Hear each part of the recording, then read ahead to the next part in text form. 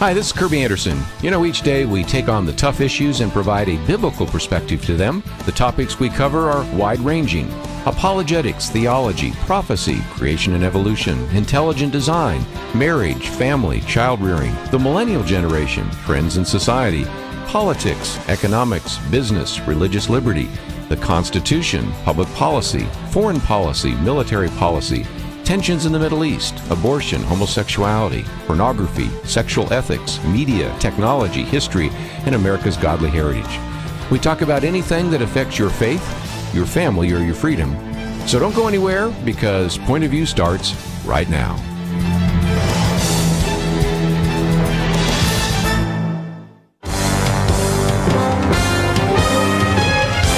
Across America, live. This is Point of View.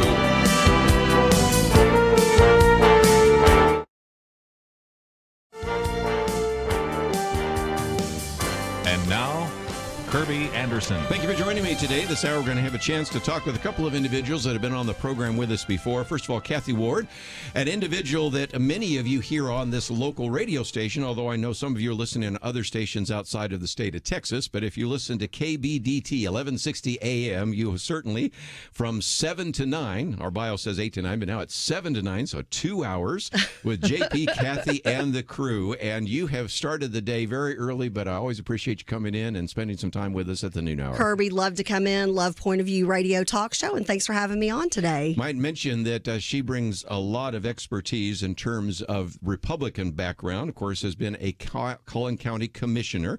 You were, of course, the first woman to serve as the Collin County Republican Party chairperson.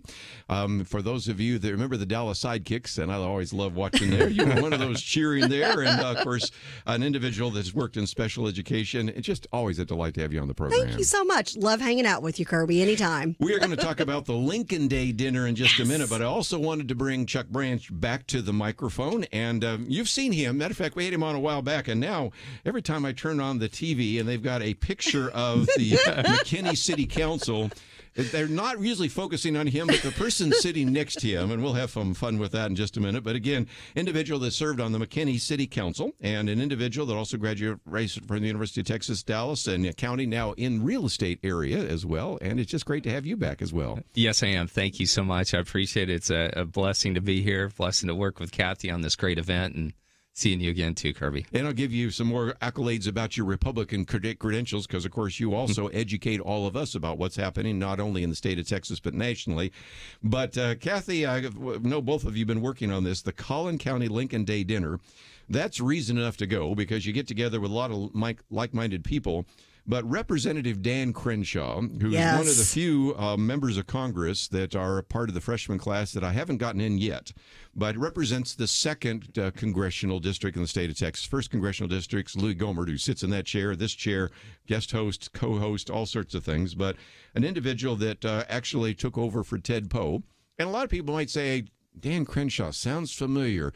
Is he the guy that Pete Davidson made fun of on Saturday Night Live? That sort of gave him a national platform, right? Kathy, talk about that. Yes, he is. And actually, and Chuck and I, when we were trying to get him as a speaker, one of the things we were so excited about, obviously, was his military career. We're going to be celebrating military and veterans and things at this event as well.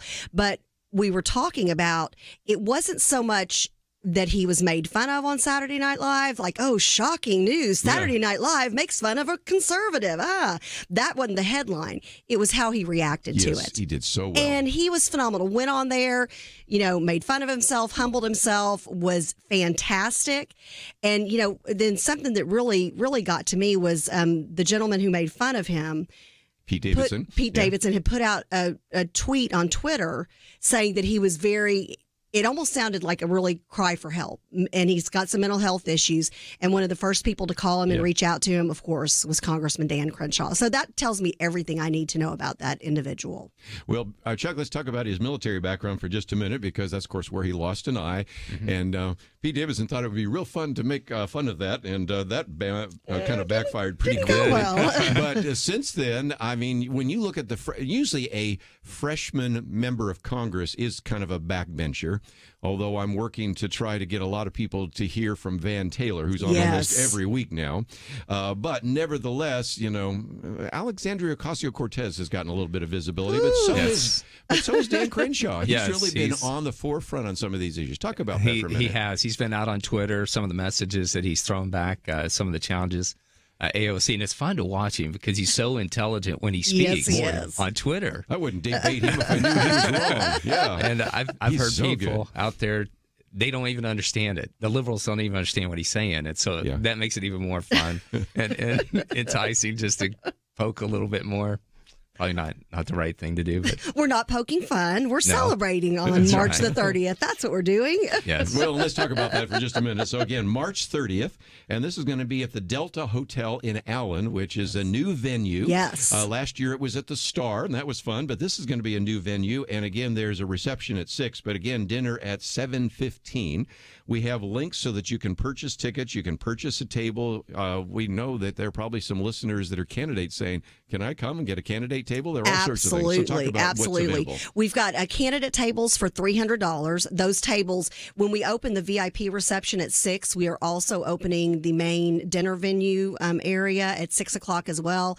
You can come in and bid on silent auction items. You can find where your table is, and you can peruse the candidate tables. And those are only $300. And your candidate table will be up and visible, and you can have someone manning it the entire dinner. And we're even going to have a little bit of fun after the dinner. Mike McCandless, who's volunteering as our DJ, he's going to stay after the dinner, and we're going to have a little bit of singing and dancing and camaraderie. So if you're a candidate, you do not want to miss out on a candidate table, or tell them what they can get for a slide, Chuck. For a slide, that's $300, same as a candidate table. Great opportunity. If they're not going to be able to make it, they can still be shown, and they can advertise what's important. Yes. And again, that silent auction, I might encourage people to go early. As we were walking around, my wife was sort of holding my belt so that I wouldn't actually go and bid on more than a few things, because they're just we got Chad Hennings in next hour, and sometimes you got cowboy stuff. You got lots of political stuff. And all sorts of vacation ideas and everything. Yes, we do. You can leave a little bit of money there just in the silent auction before anything begins. So that's just another opportunity, right? Absolutely. And we won't reject it either. No, we will not. No. And this is, the main purpose for this, obviously, we come together as fellow conservatives.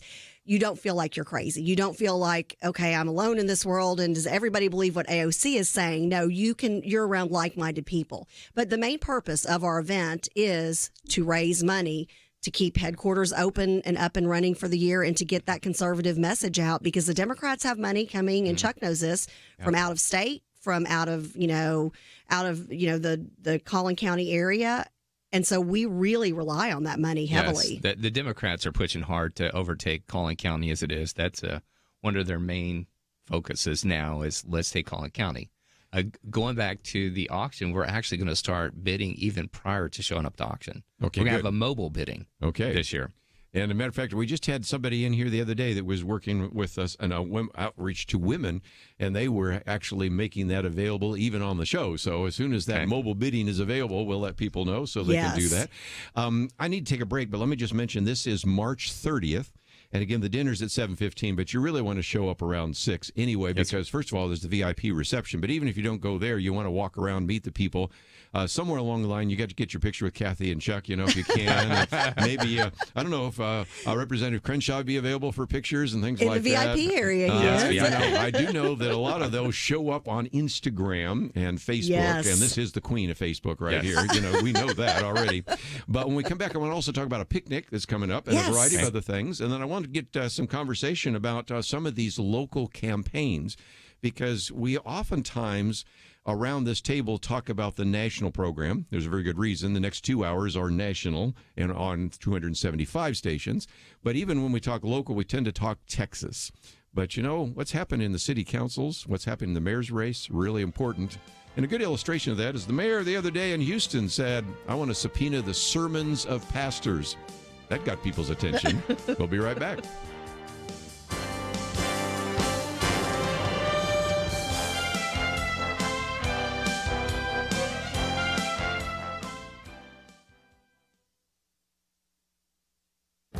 This is Viewpoints with Kerby Anderson.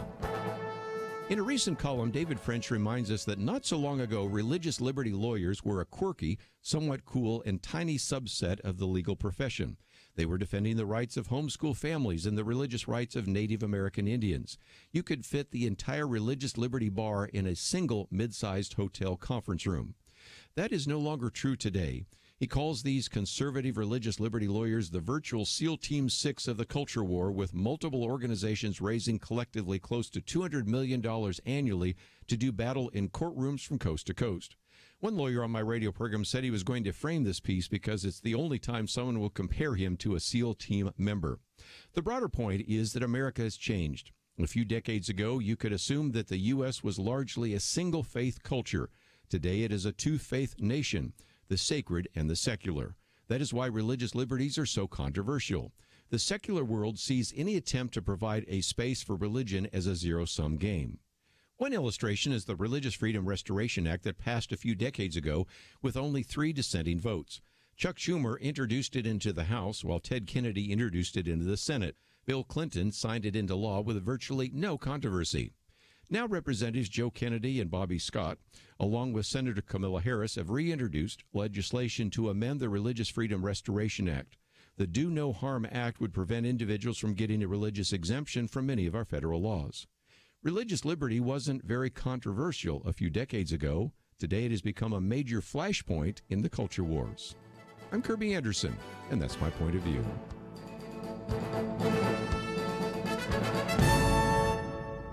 From Thinking Man Films, Patterns of Evidence, The Moses Controversy. Did Moses write the first books of the Bible? Patterns of Evidence, in theaters March 14th, 16th, and 19th only.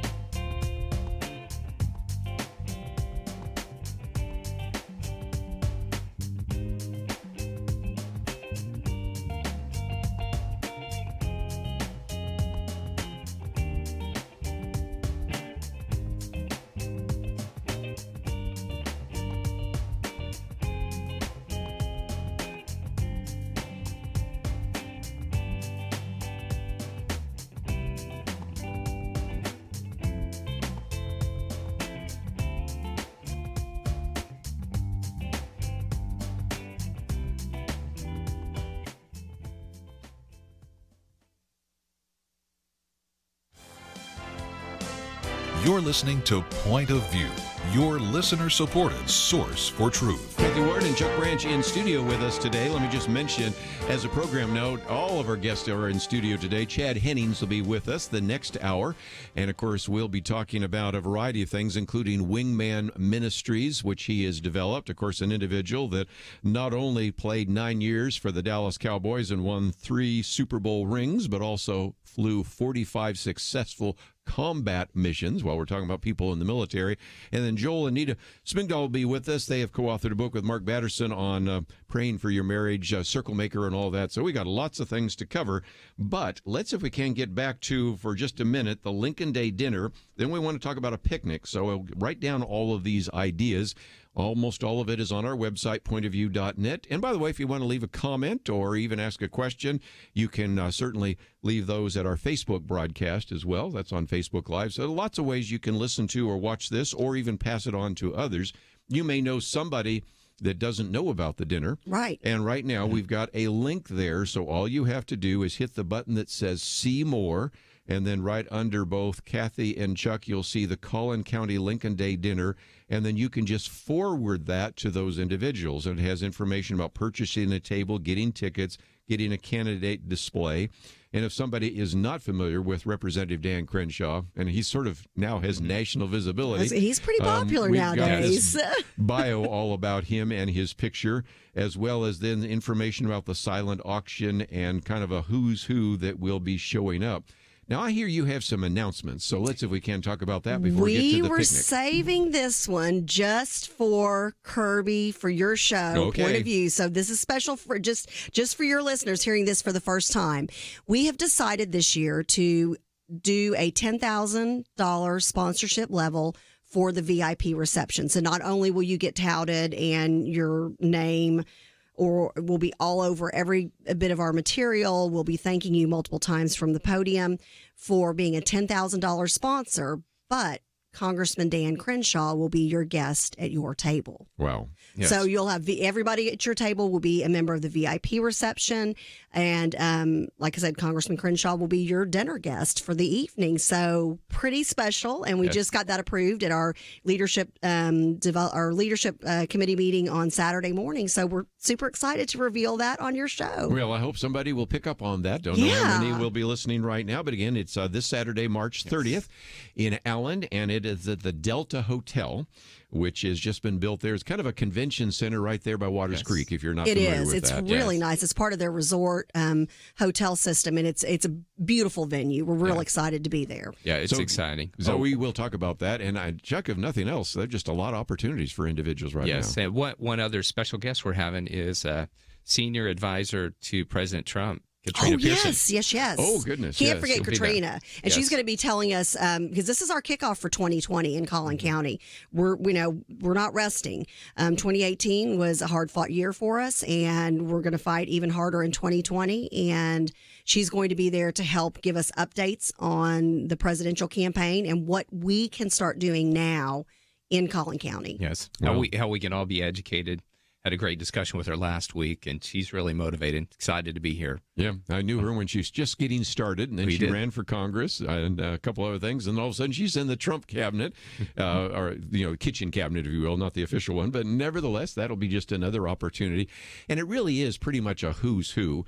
Kathy, for just a minute, we might just mention the fact that if you've always wanted to meet some of these individuals, you've heard on many occasions where we'll do an interview with Van Taylor, or we've had Angela Paxton sit there, or we've had Jeff Leach sitting there, or Matt Shaheen. Some of them you say, well, I always kind of wanted to meet them or ask them a question or give them a piece of their mind or whatever it might be.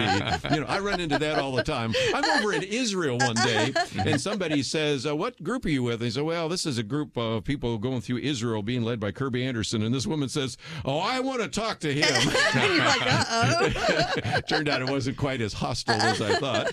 But this African-American woman comes up, and she's in my face. But then once I explained it, she goes, oh, okay, I guess that's okay. But, that happens. And, Kathy, that's never happened to you. But, never. I've been in grocery store with my two small children back in the day, and people are like, let me tell you this. And I'm like, no, let me tell you this. I'm here with two small kids, so unless you want to follow us around and tell them no, then It's really fun. So, and again, this is the Lincoln Day dinner. We were using that as the news peg to hang a lot of other conversation about this, but there's also a picnic, which I did not know till you two walked in. Can somebody tell me a little bit more about that? Chuck? Yes. I know a little bit about it. Maggie Witt has been very active in engaging a lot of new Republicans coming to Collin County. We recently had about 6,000 that moved in about the second quarter of last year. Isn't that amazing? Yes. That's incredible. That hadn't gotten registered yet, so she's invited all these folks out to join this picnic to get them engaged in the Republican Party, because as we all know, we've got the Democrats are out there registering new people. They're out there engaging the people. We really need to participate and do a better job. And Maggie's done a phenomenal job of getting people engaged. We so appreciate her putting this together. She's really led the charge on this, and we'll give you the details. And as a matter of fact, if we can give this to you to link on your site as well, that'd be fantastic. And I'll try to put it in the Facebook feed post. But Chuck said something earlier that's really important, and that is that we have not done as good of a job as we should. We kind of assume because we're in this, little group of ourselves talking amongst ourselves, but we forget that there are other people out there who need to be educated. And this is a chance to come out and talk to elected officials. Congressman Van Taylor will be there and be accessible. If you want to get your picture taken with him, ask him how he's handling all the craziness that is in Congress right now. So great opportunity, just a great opportunity. Well, again, let's see if we can give some of the details, because if somebody says, I'm kind of new and I'd like to go to this picnic, where do they go? Yeah, we'd love to have you. You can be new or old. Yes. New or old, that's right. There you go. Because we're going to be there. That's right, we're going to be there. It's this Saturday, March 23rd from 11 a.m. to 2 p.m. at Cottonwood Creek Church. Yes. Yes, right there in Allen off of 121 in Stacy, between Stacy and Waters. Yeah, well, that's just a great opportunity. It is. And, back to the point you made just a minute ago, Chuck and I were at an event yesterday where an individual is running for city council in Allen. Of course, you're in McKinney, but you came down. And one of the things that was interesting is that individual had told us off air, I don't think he mentioned it in front of the group, that when he ran for the first time for city council, he just walked his neighborhood and that was enough. He's not just walking the neighborhood and that's enough. You had a lot of precinct chairmen like myself and others there saying, we need to see if we can cover every precinct. So we've gone to the days when you just get your friends to show up for a city council election, a mayor's election.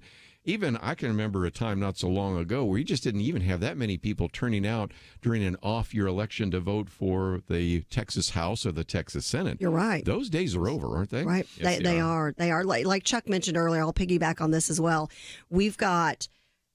There are people at the national level with the Democrat Party who they are gunning for Collin County because we have remained the reddest of the red in Texas. And if they can flip us, if they can start grabbing seats, and what they're doing is they're grabbing those seats at the city council and school board level and then elevating those people up. Well, that's the farm team, right? Exactly. Yeah. And so we've got to be diligent and we've got to make sure that we turn out our voters and, let's get double digits. Yay. Yeah. I mean, it's pretty sad when you're excited that there's double digit turnout, and that's usually if alcohol's on the ballot. Mm-hmm. So we've got to change our way of thinking, and we've got to realize that all politics is local, national, state.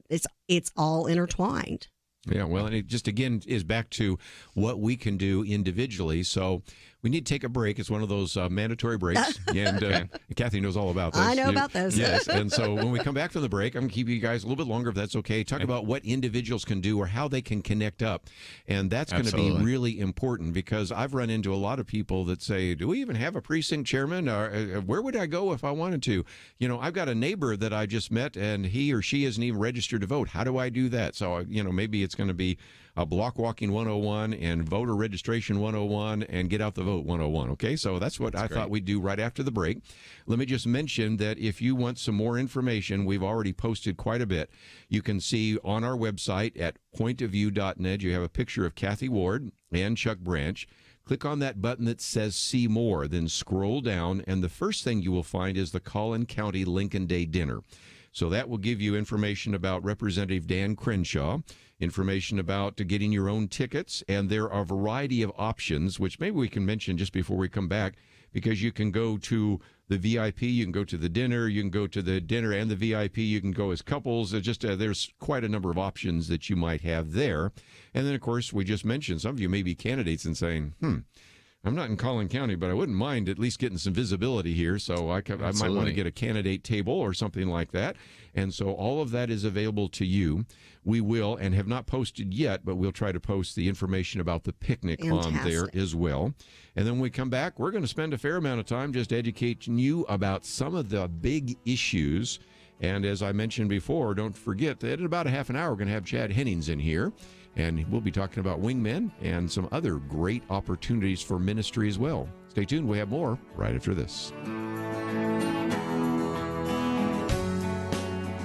There is no more dangerous time than when things are going well.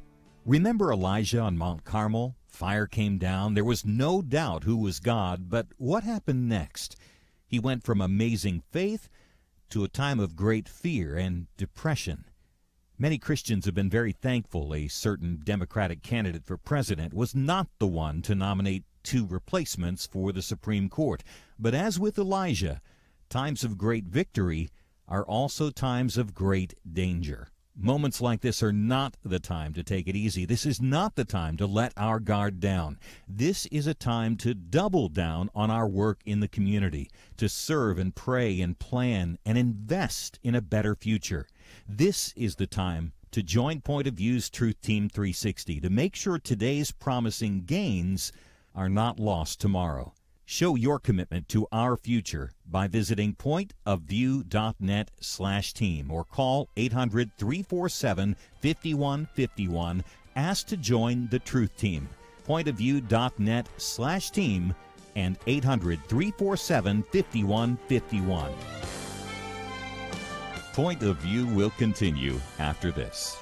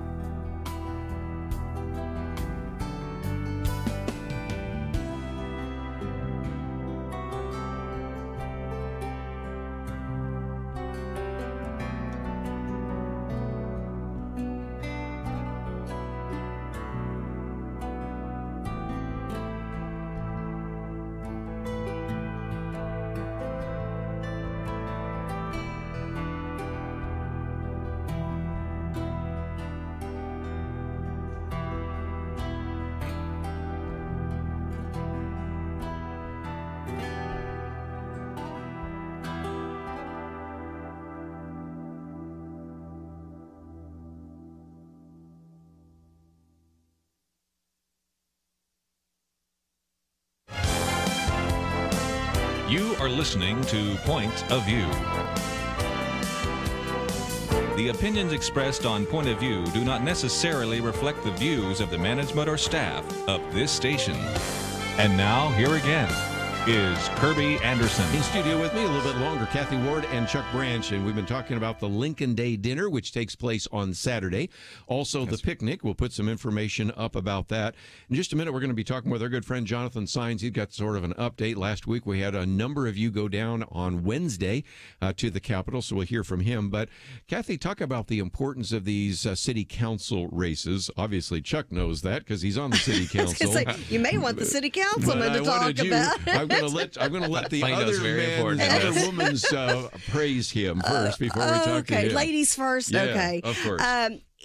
It's incredibly important because while conservatives have been focused on making sure we have our local congressman as a Republican and that the president's a Republican and state reps and state senators, Democrats and moderates have run amok in certain cities, like the city of Plano, and if we want to turn our cities over and just say, I give up, put apartments everywhere, do whatever you want, tax me however you want, it's all good, then don't vote. Yeah. And then you're going to complain that it's taking you an extra 30 minutes to get to a major thoroughfare to get to work. You're going to complain about lack of safety. You're going to complain about crime rate going up. So if you want to earn your right to gripe, you have to vote. And May 4th is a huge, all over the state. I encourage conservatives to get out and vote in their school board elections, their city council elections. Also, for example, in Collin County, we've got the Collin College Board of Trustees. Very important. And so few people turn out to vote. And the Democrats clued into that a lot sooner than we did. And so they've been turning their people out, and they've been taking over the city council and the school boards. So we've got to change it. Yeah. We've got to change it. And Jonathan Saenz has been on us. We've talked about with us before. We've talked about the hashtag ban the Bible kind of legislation in the Texas legislature. Well, we've given you identification about that. But it seems to me, Chuck, that sometimes there are also cities that want to become, in the state of Texas, sanctuary cities, cities that want to have bathroom bills, cities that want to have all sorts of SOGI regulations. And if we don't have people like you on those city councils, some of those show up in your local city, don't they? Yes, they do. And it's been a big challenge. They think that they are there to make decisions for the people. And it's not for the people, by the people. It's I'm making the decisions. And so it's very important that you get the right elected officials that understand that stay engaged with their constituents. They're out there doing it. A few years ago when I was running, like Kathy brought up, you had to challenge people did not know that there was an election going on. No. Yes. A lot of Republicans didn't get involved, and I think this is a great exercise for the Republicans to stretch their muscles. Let's get engaged, and let's get ready for the big elections coming up in 2020 and every year, odd right even year. There's not an off election cycle anymore, Kirby. Not really. And I know, and Chuck, also being a member of the state Republican Executive Committee, he knows there is no such thing as downtime and off year, off cycle. It's all on. You've got Chad Hennings coming in. It's it's full frontal. It's a contact sport now. Yeah. It really is. Yeah, they even said that football is not a contact sport; it's a collision sport. And I'm thinking this is kind of what politics is. And you're on the executive board. Let's talk about that for just a minute, because you get to go to Austin and represent people in this particular area of the country. But you're watching what's happening in Texas, and that's of concern. We have Colonel Allen West, and he sits sometimes in that chair. Sometimes he's a guest host and sits in my chair.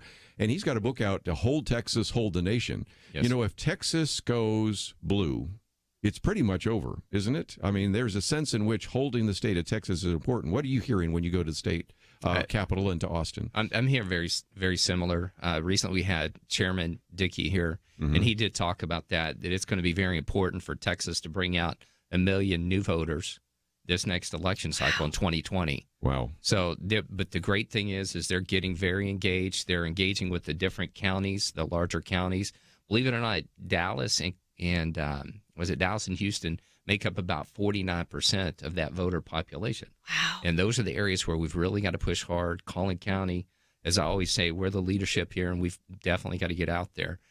One of the first things I've done is make sure that we are getting people engaged in these municipal elections. I want to say thank you to you for getting out and walking your precincts, because that's very important. Allen's It's been really huge. great and engaged, and Plano's doing a phenomenal job, and we'll just keep moving out there. We're engaged with Frisco, Allen, Plano, Fairview, and a little bit with McKinney. Not right now, but we're going to continue to grow and get out there and make sure people are getting engaged. Republicans are. Let's mark your calendars.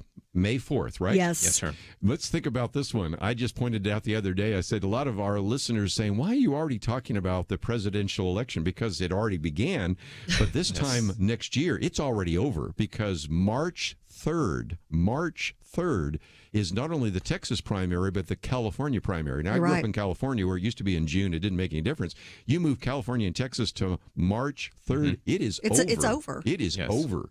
So less than a year from now, you'll know your Democratic nominee, most likely. I have a pretty good idea who the Republican will be. But nevertheless, that's the case. But let's, if we can I put you guys on hold for just a minute? Absolutely. Because we want to bring to the microphone somebody's on almost every week with us, and that's Jonathan Saenz of Texas Values. And Jonathan, thank you for joining us today here on Point of View. Hey, great to be with you. And again, you had a pretty good turnout last Wednesday at the state capitol, didn't you? We had record turnout. We have twice as many people ever at our Faith and Family Day last week. We had Lieutenant Colonel Alan West. We had David B. Wright, the founder of the 40 Days for Life movement. Had hundreds of people, over 500 people registered or were part of the event in one way or another. Had tremendous weather when we had a rally, had a briefing session. Yes. And just people came back encouraged.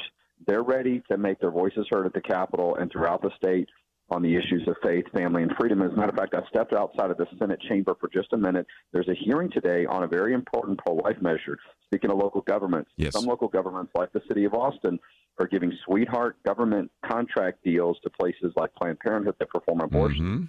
And there's a bill up today, Senate Bill 22, that makes it clear that governments cannot contract with abortion providers when they try to create these deals like Austin did to give them rent in a government building for $1 a year. That's right, $1 a year for 20 years. That is a market rate of a government benefit of $40 million by only charging them one, when the market rate is about $160,000 a month for this building. So Senate Bill 22 makes it clear that our policy statewide of not using tax dollars to subsidize for abortion entities applies to local governments as well. Well, again, that's Senate Bill 22. And you and I have talked about this before, but again, this just would probably shock a few people that are listening for the first time, maybe even the guests around the table. $1 a year for 20 years. And, of course, we talk about defunding Planned Parenthood, but there are other little sweetheart deals like this. You're right. And so, again, we're going to pay attention to Senate Bill 22. And, again, we'll put a link up to what you have there at Texas Values, because I know we have been paying attention to the hashtag ban the Bible bills. We'll pay attention to this sweetheart bill, particular bill, Senate Bill 22. But talk about what our listeners could do right now if they want to know more. Well, look, just go to txvaluesaction.org. You can get updated. There's a pro-life bill being heard tomorrow, too, in the Senate, Senate Bill 23. This is in committee. This is a bill, the Texas Born Alive Infant Protection Act. We've seen what's happened in Virginia. We've seen what's happened in New York, where you have governments in other parts of the country that think it might be okay, or there might be situations where even if the baby's born alive after abortion, that maybe that child deserves to die even still. And so we're not going to let that happen in Texas. We're going to show New York, Virginia, and the rest of the country that there should be no question in law that if a baby survives, even though it's hard to happen, survives a botched abortion or some other procedure at that point, however they want to call it, and the baby's born alive, there's no question that baby deserves absolute protection under law. Well, again, people can go to txvaluesaction.org, and that gives them the information necessarily. Of course, you have the voter's guide there, who represents you, the Faith and Family Scoreboard, and all the rest. You have some information about your rally last week, and most importantly, we're going to keep following those bills. And one of the things, Kathy, we love about the fact is because we have this local broadcast, which you have in the morning from 7 to 9 on KBDT. Of course, we also have it here for the first hour, and just a great way to educate our Texas listeners. It really is. And this, it's interesting. You know, this is one of the things that JP and I have talked about a lot. You know, it's not even a I mean, this is a murder bill that these other states are trying to propose. And then my thing, and as a woman who's given birth twice, Okay, so are we trying to change the definition of giving birth? If you're able to kill a baby after it's been born, how is that? I mean, it's just so preposterous. And then I just think, my gosh, what has happened to us as human beings that there's so little value for life. Yeah. Well, again, txvaluesaction.org. And I'll let you get back to that hearing. And as always, Jonathan, thank you for giving us an update. We'll check in again with you soon. Let's take a break. Appreciate you. And yeah. I'm going to need to take a break, but when we come back, we're going to continue our conversation with Kathy Ward and Chuck Branch right after this. Didn't mean to cut him off.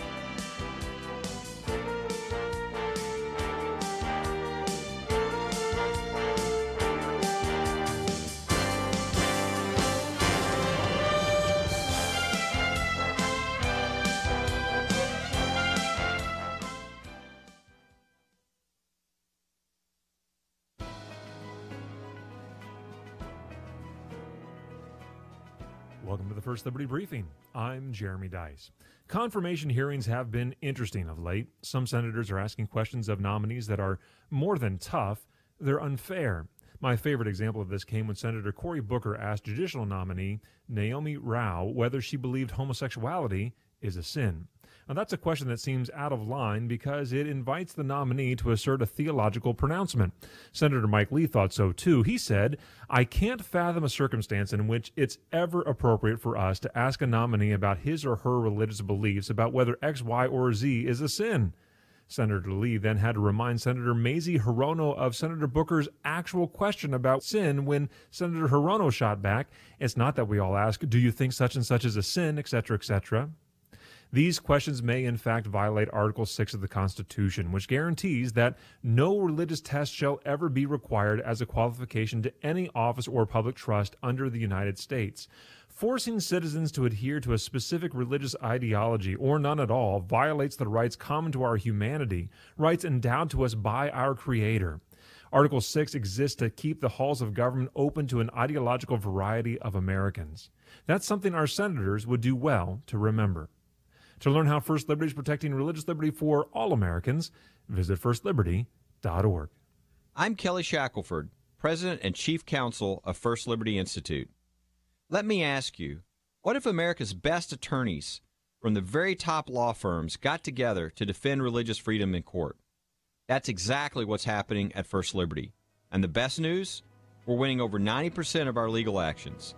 Come learn more at firstliberty.org. You'll be encouraged. That's firstliberty.org.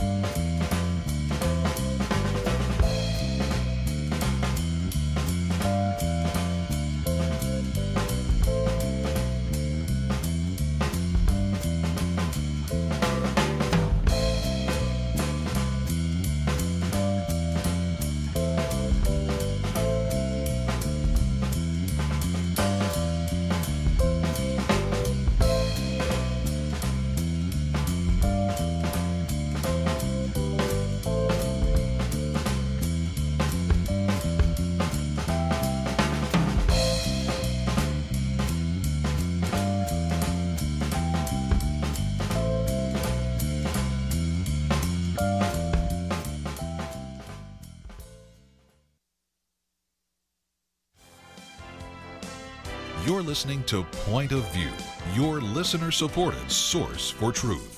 Hi, this is Kelly Shackelford, President and Chief Counsel of First Liberty Institute.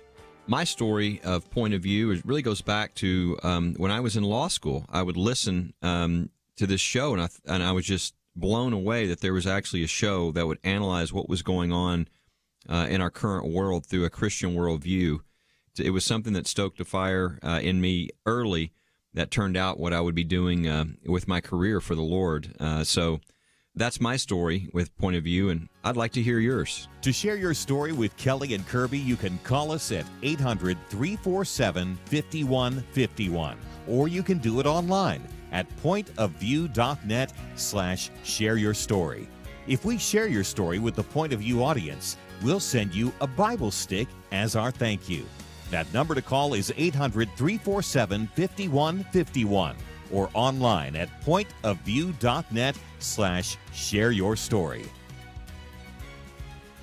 Back once again, and I thought I might just mention that something we're doing a couple of weeks from now. We're going to have our Truth Team. Kathy's been part of that one time, in which we raised some of the funds for this ministry. And the thought was it would be really good if we could maybe hear a few stories. And Kelly just shared his, which is really interesting because Kelly was at a law school in Baylor. He went to Baylor and then went to Baylor Law School, and he at night was listening to a rebroadcast of Marlon Maddox. It aired at that time from 1 to 3 o'clock. They aired it in the evening on KBBW. And Kelly's a law student thinking, boy, that would be something to go and actually fight for religious liberty rather than just work for a law firm. And so when he graduated, he worked for a law firm for a very short time, then worked for John Whitehead at Rutherford Institute, and then eventually established what today is called First Liberty. So there's a little bit of the history of the impact that that had in his life. Of course, we've had Michelle Bachman share with us that when she was 19 years of age, she was dating this man who later became her husband, and they would listen to Marlon Maddox every single day in Minnesota. And she went on. I remember one time Penna Dexter and I interviewed her as a homemaker, and then she ran for the state legislature, and then she ran for Congress. Then she ran for the presidency, yes. But she said her political education came at the feet of Point of View. So maybe you have a story like that as well. And so if nothing else, just some really great opportunity for you to maybe share your story with us. And as a thank you, we'll send you one of our Bible sticks, and we'll be talking about Truth Team in a couple weeks. Kathy, I got to get your attention for just a minute. We are starting to hear people talk about a birthday abortion, an abortion when birth takes place.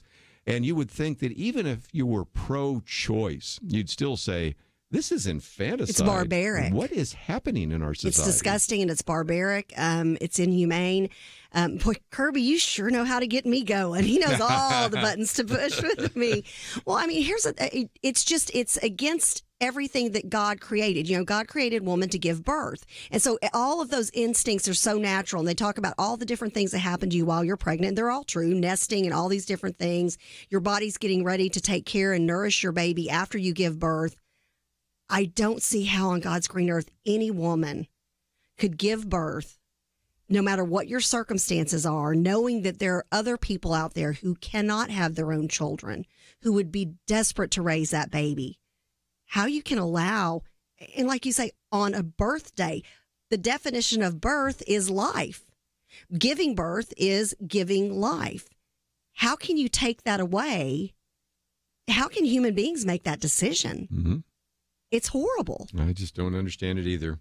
And a good illustration is this has happened in the Texas state capitol, but sometimes, Chuck, there are opportunities, even in the city council, to vote for pro-life issues, to decide whether or not we're going to have a Planned Parenthood clinic in that community or a vote on some of those issues. So we tend to think of these as national issues or state issues, but a lot of these are local issues, and May 4th is going to be really important in that regard. Yes, it will. It certainly is an opportunity where we have the zoning issues that can allow for certain industries to be in specific areas. Yeah, so again, those are just some very important votes coming up. Let's just, before we run out of time, Kathy, you know as well as I do that when you do 2 hours, you have to repeat yourself because some people tune in and tune out. So some people maybe didn't hear at the beginning, in which we talked about the Lincoln Day dinner. That's March 30th.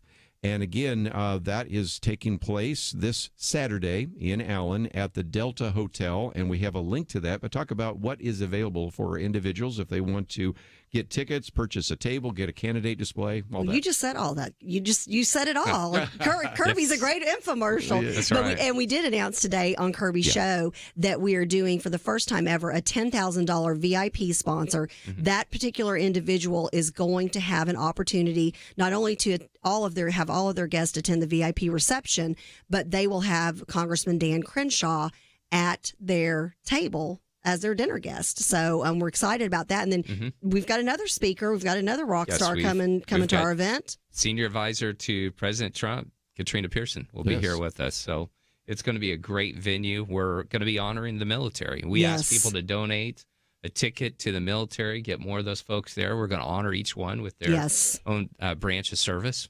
Oh, excellent. Yes, sir. It's going to be. It's going to be an amazing. If you're a patriot, if you're a conservative, if you're somebody who wants to make a difference or you want to be part of something that's bigger than yourself, this is the venue to do that at. Yes. And we do need those funds in order to keep headquarters open, to pay our executive director, to keep us up and running. Yeah. So again, May 4th is important, but this Saturday, March 30th is important. Absolutely. And one other one, picnic. We just mentioned the picnic is March 23rd. Yeah, 2 weeks next week. Yes, this coming Saturday is the picnic, and it's going to be at Cottonwood Baptist Church, and that's going to be from 11 a.m. to 2 p.m. Chuck and I will be out there because we're starting our Lincoln Day Dinner Committee meeting there beforehand. That's right. But people like Congressman Van Taylor will be there. All of our state reps, our state senator Angela Paxton. It'll be a fantastic time to be with like-minded people. So 23rd and the 30th. And I think we have all of that up available now. So simply go to the website pointofview.net. That's kind of like one-stop shopping, but also going to the collincountyGOP.org is also one-stop shopping, right? And again, you can find out a little bit more. Some of these auction items, pretty significant. Yes, they will. Again, when will they be able to even start going online to find out about those? Is that we're going to start posting those next week. I just heard that we're going to have one of Tony Roma's official helmets autographed. What? Someone just donated that. Yes. Oh, that's awesome. Maybe you can talk Chad Hennings to maybe sign something while he's coming in here. Good idea. That would be a good idea. Got a shirt. That's good.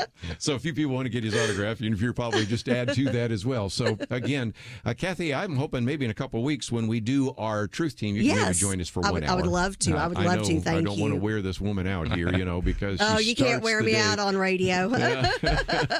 She does have energy. It's kind of like the city councilman yesterday that John Mark Caton was talking about. He's kind of like 5-hour energy, except it's like 10-hour energy. Some of these people have so much energy. Thank you as well for your service on the executive committee, as well as your service on McKinney City Council. And again, I will just alert people that every once in a while they show a picture of the city council and you're on it, but they're not looking at you. He has made me so popular. I need to pay that guy for branding purposes. He's been like a lightning rod. So anyway, it's just a reminder that the city councils are really important, aren't they? Absolutely. It counts. Every vote counts. Absolutely. Every vote county counts. Judge. All these are very important races, and we will try to do our best. Even though we're primarily a national show, we still every once in a while want to talk about state and local issues because that's where the battle is really being fought. It's your own backyard. It really is. Well, just before we run out of time, let me just mention that we do have a link. It's at pointofview.net. You can find out more about the Lincoln Day Dinner. You can find out more about the picnic. We have all that there available there. Let me just mention as well, of course, we have a trip to Israel in October. So if you'd like to go with us to Israel and Rome, last time we went to Israel and Greece. This time we go to Israel and Rome. We walk where Jesus walked and walk where Paul walked in Rome. That's available. My commentary today on the two-faith nation. If you aren't already receiving my daily commentary, it is available. We put it in your inbox Monday through Friday. Penedexter's commentary shows up in your inbox on Saturday. All available at the website, pointofview.net. We'll be back with Chad Hennings right after this. The leader looked around the table, motioning to the older men. He said, "You're here to remind us how faithful God has been in the past. Now, you middle-aged guys, you keep us focused on what God is doing right now. Make sure we don't stop. And you younger guys, keep us looking forward. Imagine what God wants us to be doing in the years to come." There's a lot of wisdom there. We have to be thankful for the past, focused on the present, and mindful to plan for a great future. Many listeners have made bold moves to partner with Point of View Radio and accomplish great things for more than 45 years. But as we look around, we do see many positive things, and I think we can all admit there's a lot more to be done. It's time to think about your next bold move, what you can do to invest for our nation's future. Be thinking about that. If you have an answer now, don't wait. Make your next bold move now. Give online at pointofview.net or call 800-347-5151. It's our future. The time is now. Pointofview.net and 1-800-347-5151. Point of View will continue after this.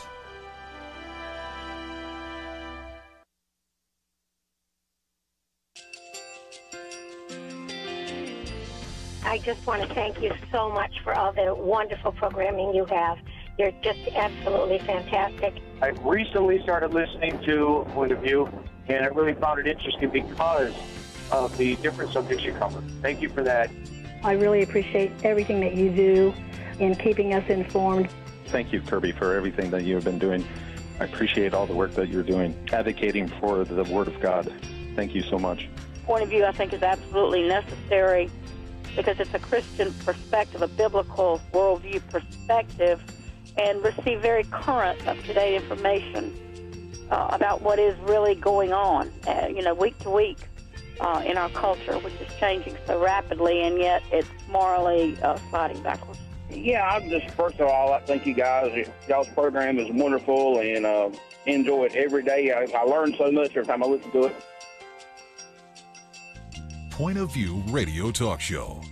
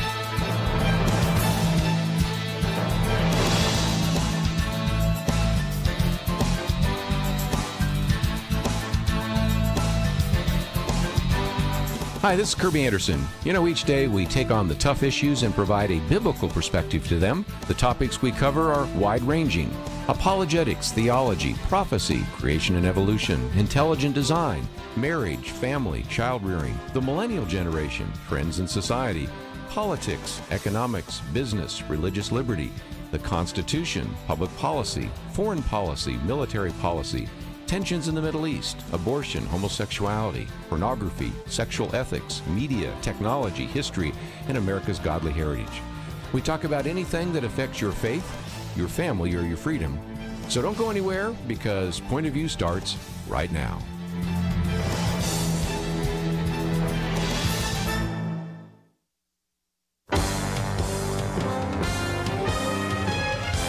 Across America, live.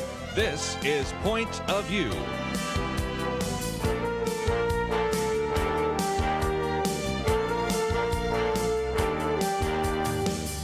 And now, Kerby Anderson. Thank you for joining me today. We're going to spend some time this first hour talking with Chad Hennings. He has been on the program with us before, but it's been a while. And again, we're going to be talking about Wingman Ministries. But of course, you might remember him of having a career with the NFL for 9 seasons and 3 Super Bowl rings, as well as before that, actually flying 45 different successful combat missions. And it is always great to have you on the program. Kerby, it's a pleasure to be here. Thank you for having me on. And I might just mention, for people that are familiar with Wingman Ministries, we have talked about that before, but it is proliferated. I mean, I start going to the website, and you have planted these opportunities all over the country. Talk about that, if you might. Yeah, our whole purpose is encouraging men to execute the Great Commission. Yeah. The last words that Christ says are go and make disciples. So that's what we do. We do it through, I'll call a relationship funnel. Mm-hmm. So what we put on corporate events. These are events that are held in different parts throughout North Texas, and we've branched out into Atlanta, south part of Atlanta, and Noonan, Peachtree City area. These are events where we bring speakers who have a relevant testimony, maybe professional athletes, former special operators, U.S. military personnel, business leaders, archaeologists, survivors of Auschwitz. We've had, from A to Z, but it's individuals that'll talk on topics that are relevant for men's issues and social issues today. But the meat of our ministry is not putting on these events. It's the opposing weeks. Those corporate events meet every other week throughout the month. But on the opposing weeks, we do small group ministry we call element groups. These were where men come together. I have 2 criteria, and I keep it very simple. Make sure they're Christ-centered. Mm-hmm. Don't get in the theological or denominational-based weeds, and 2, do a work in the community. So we thus partner with other nonprofits that are out there doing prison ministry, doing workspace projects, whatever it might be. But the meat is getting the guys to commit to do the one-on-one discipleship, whether that's working as teams, ministering and discipling millennials, or any individual that's new to Christ. And it's kind of that iron sharpens iron mentality. But it's so needed. Men today, as I'm sure you're preaching the choir here with you, Kerby, men want authenticity. Yes. They want transparency. Mm-hmm. They want to be held accountable. They want to know that their life, there's a purpose and there's a meaning, ultimate purpose and meaning in their lives. And that's what we try to relay in the message that we give to men, is that hope and that encouragement. Well, and one of the things we do on Wednesdays is we actually have a millennial roundtable, and most Wednesdays, the person sitting here is Nick Pitts. He's out this week, so I get to be the token millennial with all the other millennials around here. And if it's true for the baby boomers or the baby busters, it's really true for the Generation Y and Generation Z, which would be the millennials and the so-called iGen generation. They are looking for authenticity, and oftentimes are walking away from the church, walking away from what they perceive as phoniness, and to have real men stand up there, share their struggles and their convictions, I think is something that is so needed in this generation. I have found that when an individual, people have a certain perception of me, former fighter pilot, professional athlete, man, you got it all together. You've been able to do everything and accomplish a lot of things. But I'll kind of go, now you know the rest of the story. I'll get up and I'll share the struggles that I've had, the struggles that I continue to have, that we all have as men. And it gives men permission. Say, man, if he has those issues, I know I do.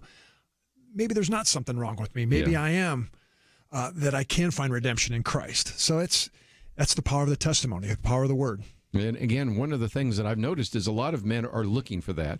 They're saying, I go to church and it's kind of everybody puts on their mask and nobody really talks about their problems too much. Pastors are kind of, I know when we used to teach at seminary, I don't want to share too many problems from the pulpit because, after all, people will look to you as a spiritual leader. But they're looking for something, and I think Wingman has really filled a very significant niche, like the men's movement did, or Promise Keeper, some of the others. There is a sense in which men are looking for what you are now providing for them. They want authenticity, and pastors are probably the most overburdened occupation that's out there. Unfortunately, they're always concerned about meeting budget. Most pastors, average size congregation, has to wear multiple hats, preparing a message to be the teacher, the spiritual leader of their flock, but then also be an executive aspect of running a business.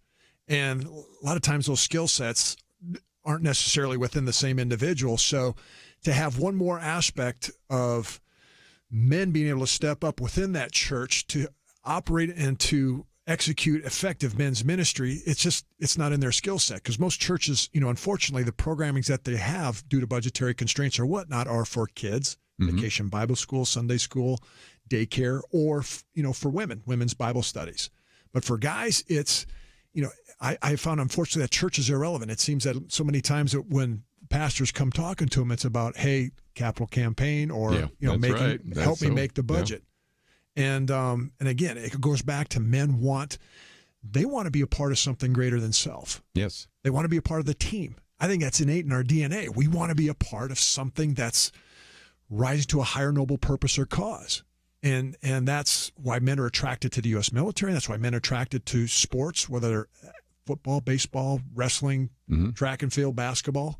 You want to compete, and you want to be a part of something that you're locking arms with individuals and accomplishing a goal or a task. And I've noticed when we've had Jim Cody on here, he's talked about, we'll get him to NASCAR, we'll get him to a game or something, because there is a sense in which the church has not done as well at bringing men together. Now, I'm not criticizing the church, it's just the reality, but as well as I do, I go from church to church. The women's ministry, it just flourishes. They have this steel magnolias culture that just creates it almost instantaneously. You say, how's the men's ministry doing? Well, we're working on the men's ministry, but we've got some real issues there. And I think Wingman really understands how to bring men together and really challenge them to fulfill the Great Commission. It's one of those things, too, that it's consistency over time. And I say that you got to do more than just the once a month or once a quarter men's prayer breakfast. It has to be weekly, because your troubles don't go away when you walk out the doors of the church. I mean, that's where life happens. And men have to have that sense. When our guys break off in those element groups, we have individuals, they text daily, they email daily. There's a prayer request. They know that they have a wingman. Yes. Someone that's perfect, have their back, that will be there to pray for them, to stand in the gap, just to be that wingman for them. And that's what I have found for doing this for 15 years now, is that it has to be consistency. I mean, meet regular basis. Right. Life happens many times where the seasons of life for individuals due to work or whatever are transferred away, or they got a project out of town. But if they know that, hey, a wingman group is meeting in Grapevine every other Friday morning from 7 to 8:30 at the Lancaster Theater, I'm going to go. That it's there. And that's what I have found. A lot of guys, they drift, but then they come back when they need that accountability. And again, I'm just excited that you've begun to expand, because we have listeners, well, actually listeners in 42 states, but we have quite a number of listeners in Georgia. So if you have said, well, I've heard him talk about that, but when's I'm ever going to make it to Dallas? It's not going to happen. Now you have an opportunity to go to the one in Georgia, and maybe a little bit later you'd like to develop the same model for something in your church or your community. So let's take a break. One of the things I want to talk about when we come back is, when I heard you speak recently, you mentioned the book, The Coddling of the American Mind. And then the other day, Nick Pitts was mentioning it. And I said, well, I'm reading the book, and you've talked about it. So we got Jonathan Haidt on. I want to talk about that, because it relates to what is happening in our culture right now. And we'll talk about that with Chad Hennings right after these important messages.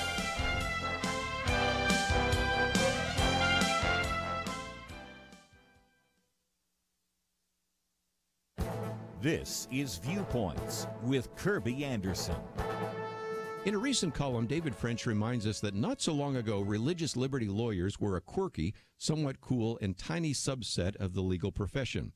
They were defending the rights of homeschool families and the religious rights of Native American Indians.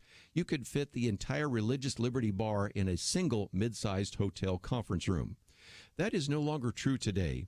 He calls these conservative religious liberty lawyers the virtual SEAL Team 6 of the culture war, with multiple organizations raising collectively close to $200 million annually to do battle in courtrooms from coast to coast.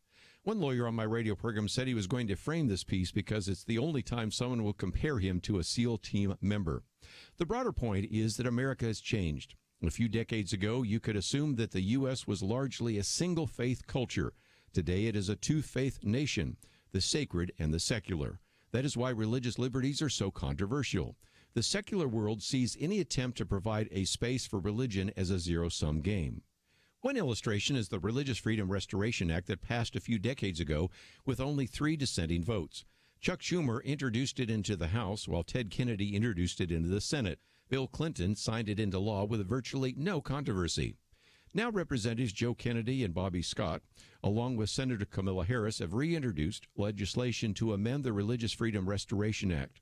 The Do No Harm Act would prevent individuals from getting a religious exemption from many of our federal laws. Religious liberty wasn't very controversial a few decades ago. Today it has become a major flashpoint in the culture wars. I'm Kerby Anderson, and that's my point of view.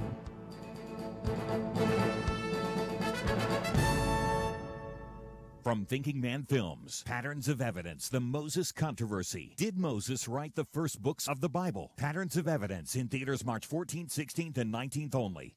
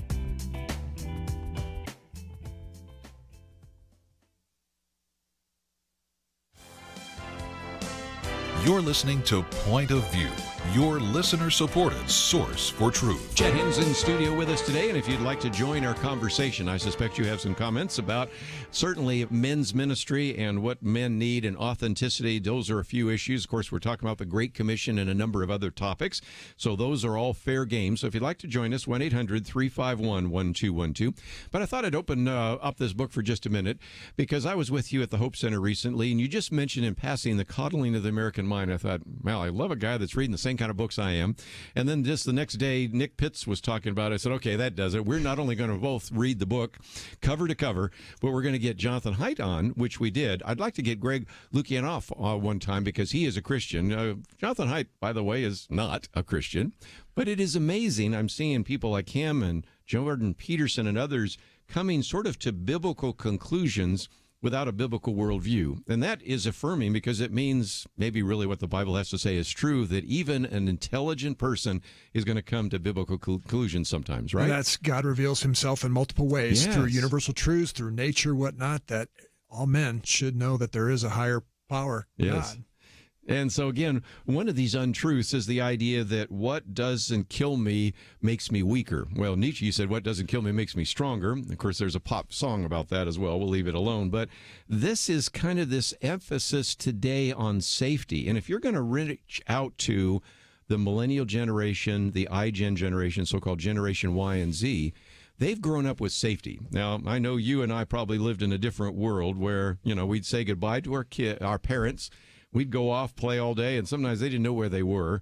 It's amazing we survived without bike helmets and everything else. But safetyism has been a big issue, and that's moved from just the safety of personal safety to kind of emotional safety. And that's one of the issues that's really become difficult on campus, hasn't it? And that's what he talked about, is the number one cure for that is just to have kids have unsupervised play. Yes. To go out and to be able to work out their issues on their own, as opposed to having to run to an authority figure and say, I'm offended, or fix this. When it's different when you're 5, 6, 7, 8 years old and you get used to that. When you're 18, 19, you're offended by someone's speech where they actually consider it violence. Yes.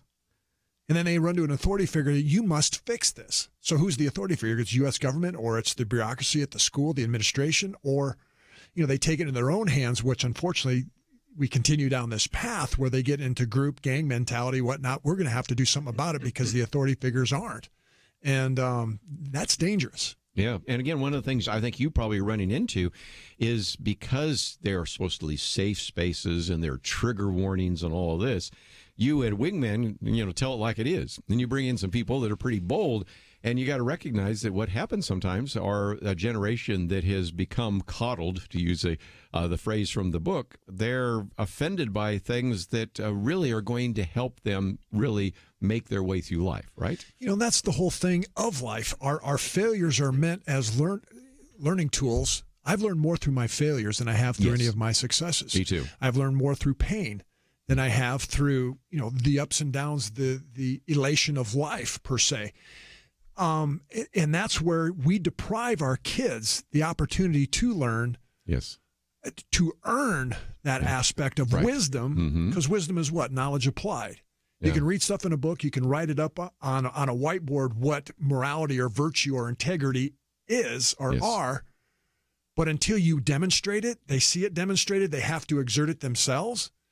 It's all to that point in time. It's just words. Yes. They don't take ownership in that identity piece. And this is where, we have to get over that. We have to allow our kids, it's okay to fail. Yeah. It's okay for them to suffer. And, not to go off on current events, but with this whole aspect of these parents that were cheating of cutting corners of getting kids into college. We've been talking about that last week. Yes. That's what lesson is that? Telling our children that you don't have to earn it. That you can get it, either pay for it, get it by influence, or it's a matter of who you know and not necessarily what you have done. And just totally wrong lessons. One other aspect of safetyism is the fact that we don't want to offend people. And that gets us back to the Great Commission. The other day we were talking about evangelism. We do various programs on evangelism, and we were talking about how some people are just afraid to even turn the conversation from the Cowboys, sports, weather, my family, whatever, to spiritual things. And that is one of the things I know you've really been training men, that if you're going to fulfill the Great Commission, sometimes you have to say something that might be offensive to another individual. Now, you shouldn't be offensive, but there is the offense of the gospel. Well, that's it. The gospel is offensive. Yeah. I mean, to people, and as St. Paul talks about in Romans, basically they started to worship the creation and not the creator, and God gave them over to debased minds. You are going to offend people. But, that's the one thing that I encourage men. You don't have to be eloquent of speech and stand on a street corner to evangelize. It's just, what has Christ done for you? Yes. It's just the subtle things that I share with people. It's like, I'll say, I agree with somebody. I'll say, amen, praise God. That's awesome. People think, okay, God, he said, amen. You're evangelizing to them. You're sharing your faith. And then when they see, and it's always the action, Kerby, as you and I both know, it's not necessarily the words that you say, it's the actions and how you conduct your life. Well, you back it up. That's right. And it's, as I forget who had said it, it's, the gospel message, share the gospel often, use words when necessary. Right? Yeah. And that's where that's what I encourage men, is just live it. Just live it out. Live out the gospel and use words when necessary. And again, another part of that, which gets back to one of the mistakes we made early on in the church, is we said, some of these people are just overburdened, so we'll have the clergy over here and then the laity. So you guys in the clergy, you guys that are actually ordained or gone to seminary or Bible school, you do evangelism, you do the teaching, and the rest of you just go out and earn the living. And that's something we need to break down, because I believe in what's called the priesthood of the believer, or the fact that the lordship of Jesus Christ should extend over everywhere. And most of the men that you have coming to Wingmen are going to be able to reach people for the gospel in ways that a typical pastor will never be able to reach them, right? It's the body of Christ. Yeah. I mean, what is your strength? What is your calling? God has given us all specific gifts to be utilized for his greater glory.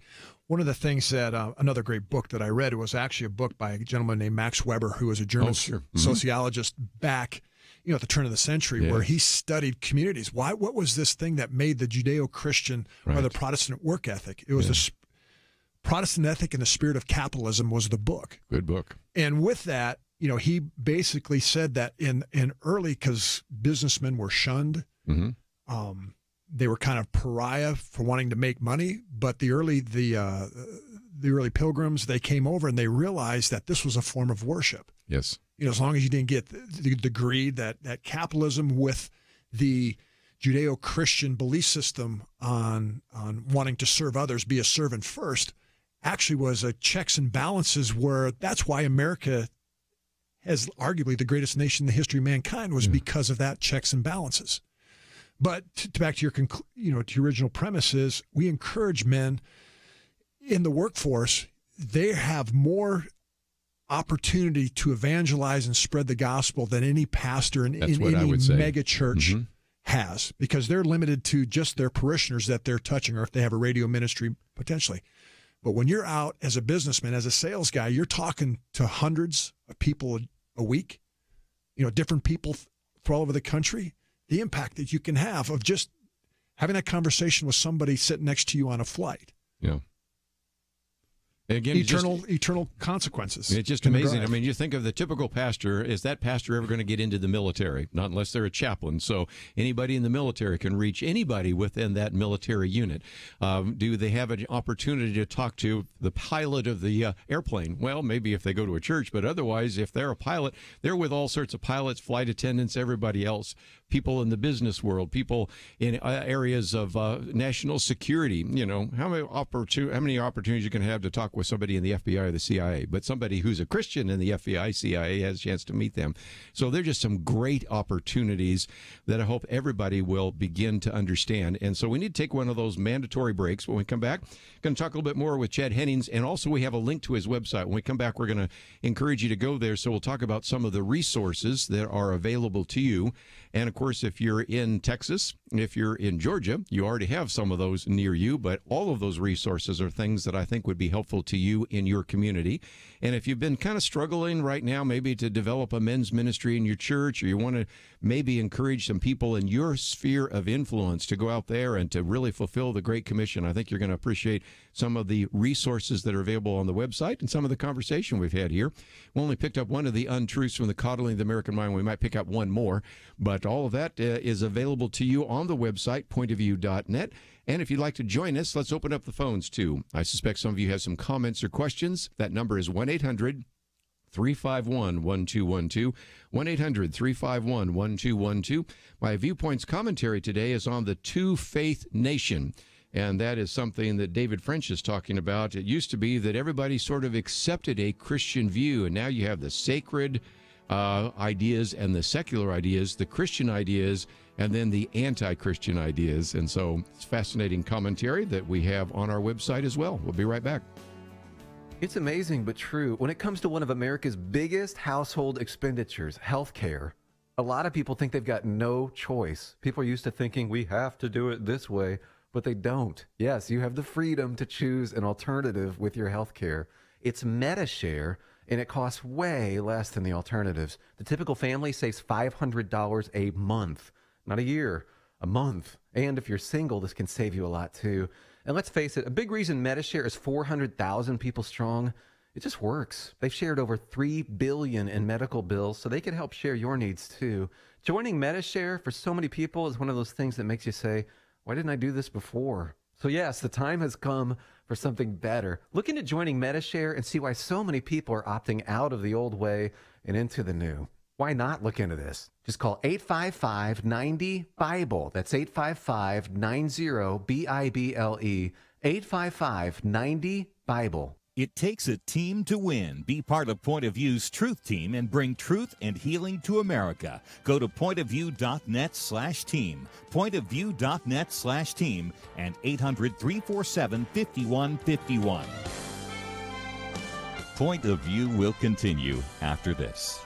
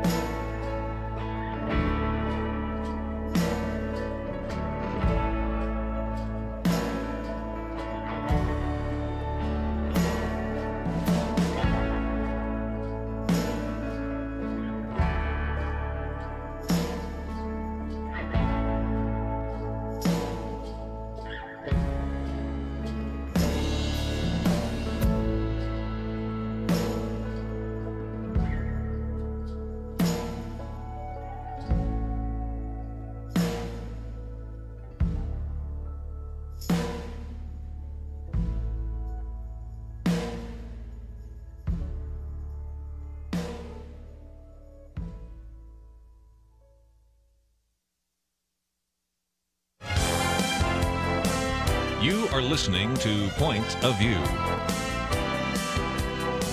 The opinions expressed on Point of View do not necessarily reflect the views of the management or staff of this station. And now, here again is Kerby Anderson. If you'd like to join our conversation, 1-800-351-1212. Chad Hennings with us in studio as we talk about wingmen. Let me encourage you to go to wingmen.org, and we're going to talk about what's available there.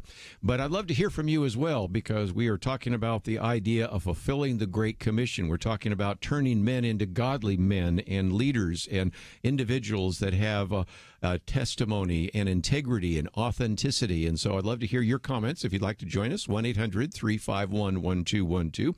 And even though we've talked about some of these locations in Texas and Georgia, I know some of you in other states say, well, what do you have for us? Well, pay attention, because there's some great opportunities there as well. Chad, talk about some of those opportunities. We have, we kind of have the ability to crawl, walk, run. Yes. Or to onboard groups that if you're interested in starting, a wingman organization, and again, I'll preface my remarks by saying I don't care if you call it wingman. I don't care what you call it, but just get guys together. Yes. What we offer is kind of a template, not a formula, but a pathway to establish those transparent, Christ-centered, masculine relationships. So what we do is we kind of give tips. We encourage guys to form get a core group of 3 to 4 guys where you meet consistently, where you're essentially starting at what we call a small group or an element group.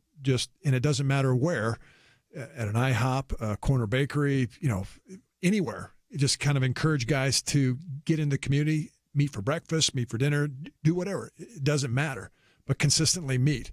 And then we have resources where you can get devotionals, and again, we don't dictate what you do. If your pastor from your church has a Bible study that you want to go through, do it. I mean, we're not a church. We're not in competition with the church. It's just essentially the church can outsource men's ministry to us, where we're going to encourage the men to be better husbands, better fathers, better members of the body of Christ. But this process, onboarding them to the point where then, hey, now we're ready for prime time. We want to start putting on, twice a month bi-monthly events. We are a 501c3 where we can help support that, to help compensate, give honorariums to speakers, help provide speakers if necessary, and help men do a deeper dive within their own community to impact their community, because everything's local. It's all about relationships, and everything is local when it boils down to it. So the bottom line is let's say we have somebody in Ohio or Illinois or Alaska or California, all places I can pick right off the top of my head that I know we have very good radio stations in. Of course, we already mentioned Georgia, South Carolina, North Carolina, all those. They might say, so really the first step is to just get some guys together, right? And they could be in your church or outside of your church. It doesn't matter. Yeah. Get anybody, because it is a commitment. You have to be committed. It's not just, hey, I'll do it for a couple weeks. Mm-hmm. It's an actual commitment, because if God is calling you to men's ministry to do this, get a group of guys that are willing to commit for at least up to 2 years to 3 years, because it takes time to create inertia.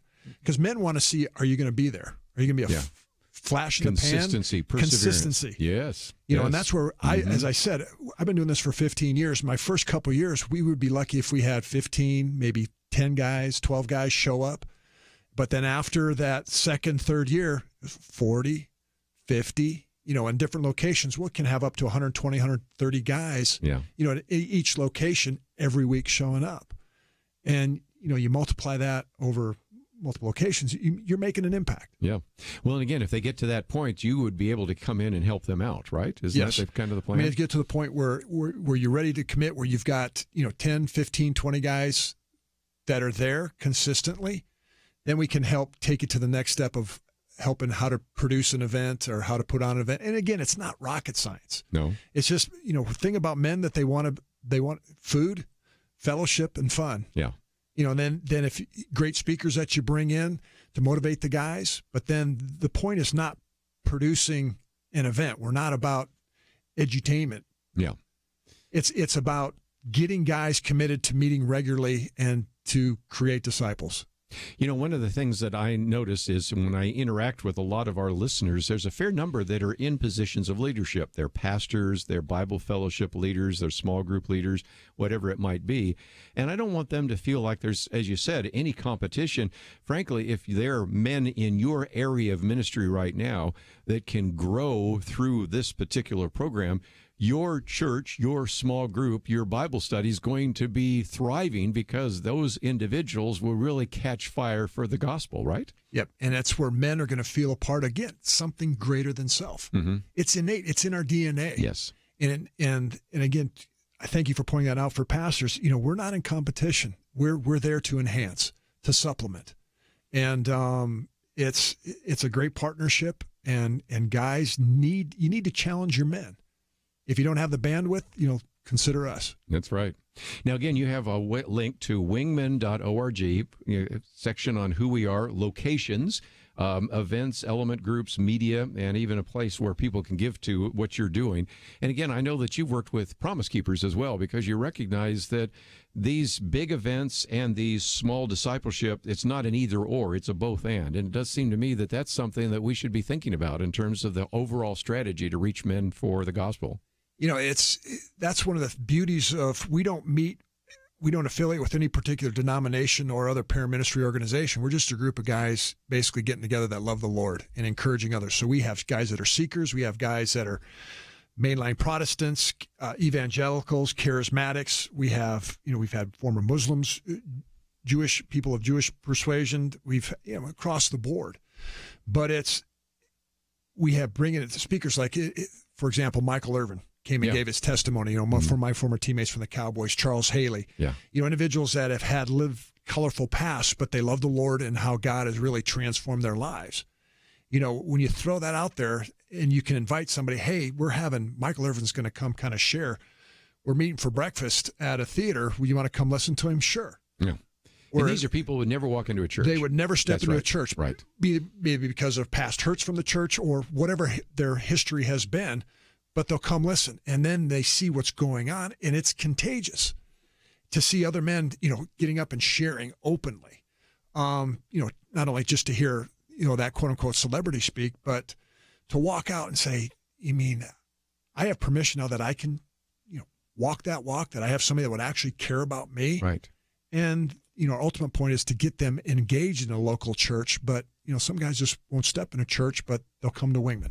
One of the other aspects of this is the idea of accountability. The North American kind of mindset, the Lone Ranger. Even the Lone Ranger had Tonto, right?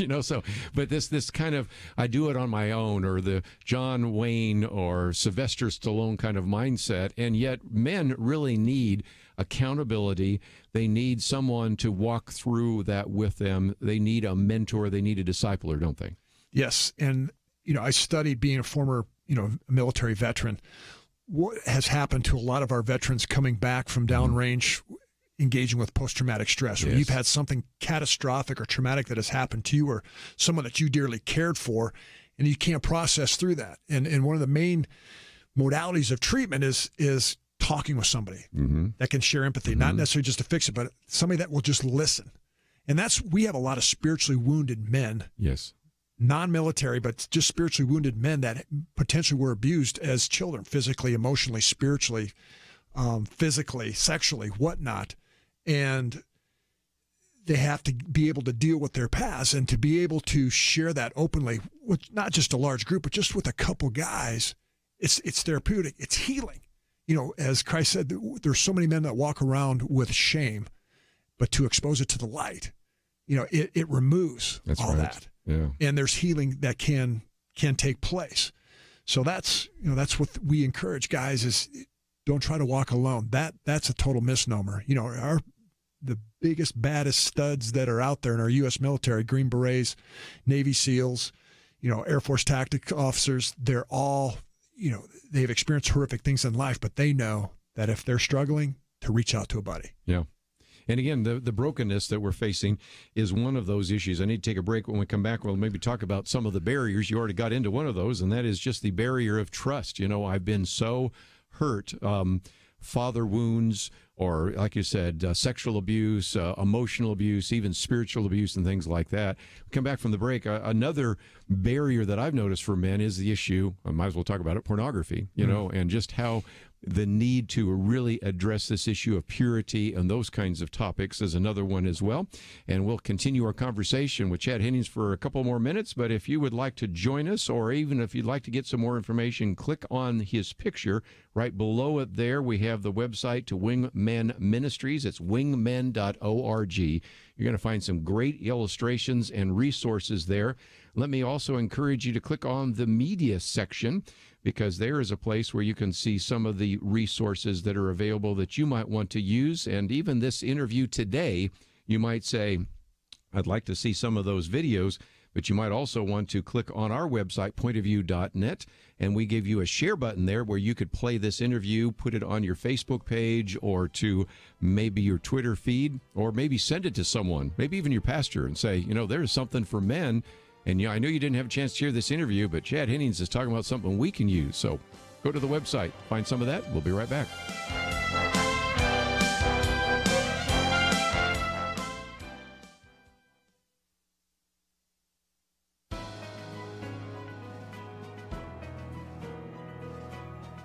Welcome to the First Liberty Briefing. I'm Jeremy Dice.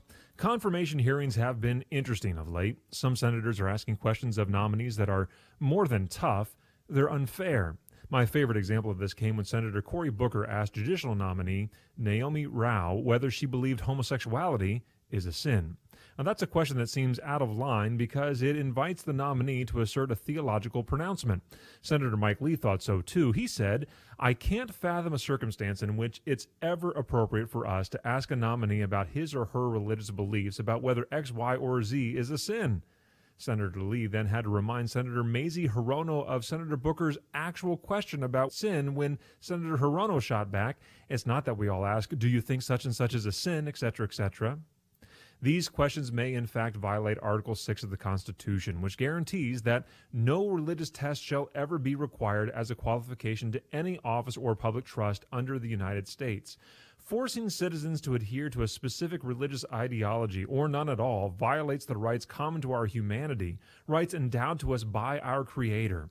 Article 6 exists to keep the halls of government open to an ideological variety of Americans. That's something our senators would do well to remember. To learn how First Liberty is protecting religious liberty for all Americans, visit firstliberty.org. I'm Kelly Shackelford, President and Chief Counsel of First Liberty Institute. Let me ask you, what if America's best attorneys from the very top law firms got together to defend religious freedom in court? That's exactly what's happening at First Liberty. And the best news? We're winning over 90% of our legal actions. Come learn more at firstliberty.org. You'll be encouraged. That's firstliberty.org.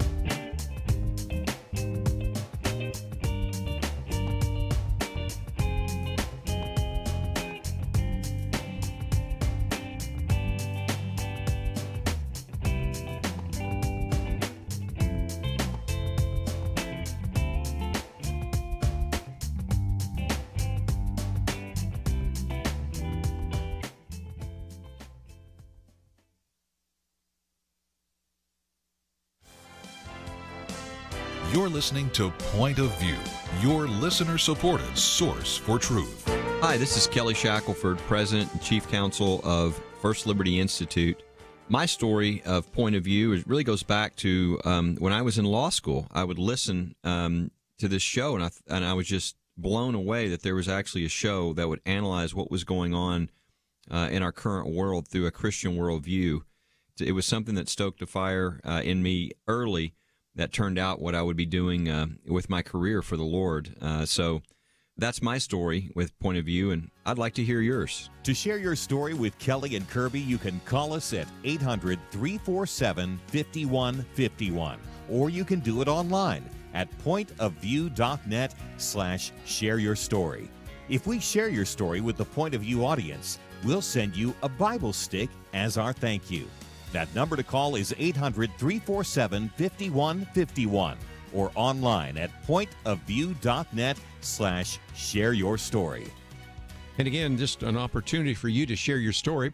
A couple of weeks from now, we're going to have our Truth Team, and that's where we raise some money for the organization here and to keep us on the air. And one of the things that we found to be so encouraging is to hear some of those stories. Kelly talking about the fact that when Marlon Maddox was the host, the program used to air from 1 to 3 Central Time, but they would rebroadcast it on KBBW down in Waco. And at night, Kelly as a law student is hearing this and saying, maybe I, instead of joining a law firm, could really just stand up for religious liberty issues. And eventually worked with John Whitehead at the Rutherford Institute and established what today is called First Liberty. So that's his story. We've had many other stories from a variety of different individuals. Michelle Bachman tells the story that at the age of 19, listening to Marlon Maddox, because the boy she was dating, who later became her husband, would listen to it every single day at lunchtime. And so maybe you have a story like that, and I'd love to hear from you. So again, that's one of the ways in which we encourage you to join with us. Chad Hennings in studio with us for a few more minutes. We have a link to Wingman. One of the things I might encourage Chad for people to do is there's a very good introductory video. It's only about 1.5 minutes long in which you explain that. And I would encourage people to click on that little share button that is there and put it on their Facebook page or their Twitter feed, or to send it to their pastor and say, did you know there's a ministry that could really help build men in your church? And that's just what you're really all about doing. And this is a great opportunity for people to get involved in the big events or the elements or the discipleship. There's just so many different ways in which listeners can participate with you. Amen. And I appreciate you so much for your help to help getting the word out, because men, and this is my call to men today, for any man or mother out there to encourage their husband, we as Christians, we no longer have the luxury to be spectators, to sit on the sideline and to think that our pastors or professional ministry folks are going to take care of our cultural woes. We're all called to be active participants, to get in the game, per se, and to do what God's calling you to do. And this is the beauty of why I called it Wingman, is that I never went to fly either a training mission or a combat mission solo. You always had a wingman. You always go. There are no lone wolves that run around in the wild alone. It's our solo. It's you. God created us. That's why he refers to the church as the body of Christ. Right. We all have different talents and, as I said, skill sets. And just grab some guys and lock arms and dip your toe in the water, and you're going to be surprised the joy and fulfillment that you're going to experience when you do that. We talked a little bit about getting men back in the game. Sometimes they're sitting on the sidelines, one because of trust issues, and maybe they're hurt, there is brokenness. I mentioned another one in passing. I don't want to overdo it because we've done whole programs on the issue of pornography, but this is one that has debilitated men in a situation and kept them from being all that God wants them to be. Pornography is debilitating, because people don't realize, it's just stop. But no, when people consume pornography, it actually changes the chemistry of the brain, the oxytocin, as you know. And this is where another great book that I'm digesting now, it's called The Boy Crisis. I want to get into that, yeah. Warren Farrell and John Gray being famous for Men Are From Mars, Women Are From Venus, correct. Yeah. But they did a 10-year study on it is actually, it's not a girl crisis, this Me Too movement, it's actually a boy crisis. That for example, they look at statistics and they show that prepubescent males and females, so suicide rates are predominantly comparable. But when you get 10 to 14 years old, young boys are twice as likely. When you get above 14, 18 millennials, they're 6 times as likely to commit suicide. And you look at the physiological changes, that if there's absentee fathers, not in the family, it actually shortens the lifespan of their children, because physiologically the telomeres, which bind DNA to the genes when they divide, there's a 14% less chance that they do that successfully. Yeah. So men, God created a beautiful thing where we're holistically mind, body, and spirit. So whether that's consuming pornography, whether that's, absentee fathers with divorce rates, in some racial sectors above 70%, we are reaping what we're sowing, and it's, and the cure is men.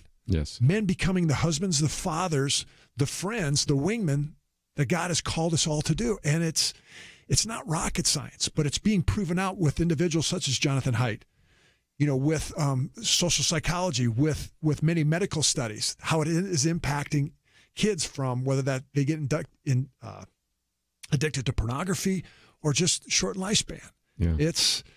Men are the answer. Yeah, they certainly are. And when you talk about the suicide rate and the deaths of despair, this is really one of the reasons Jonathan Haidt wrote that with Greg Lukianoff, because Lukianoff for a while was kind of getting suicidal, and he saw how these downward spirals were created. And, of course, one of the other untruths there is always trust your emotions. No, don't trust your emotions. And after a while, you're seeing more and more young people that have everything to live for, and they die from drug overdoses, from the opioid epidemic, or they die from suicide. And this is another very good reason why we need to build up men within the body of Christ to really provide that positive role model. Amen. And you just went through two major biblical truths there. Emotions are fleeting. Rely on the truth. Yes. Right? Amen. And that, it takes, again, back to the body of Christ. But that is... We, by the way, have some phone calls, but I'm going to let them contact you maybe offline because, again, I wanted to spend just a last minute or two talking about what is available once again when they go to the website, because when you go to the website, there are some great resources that are available to you.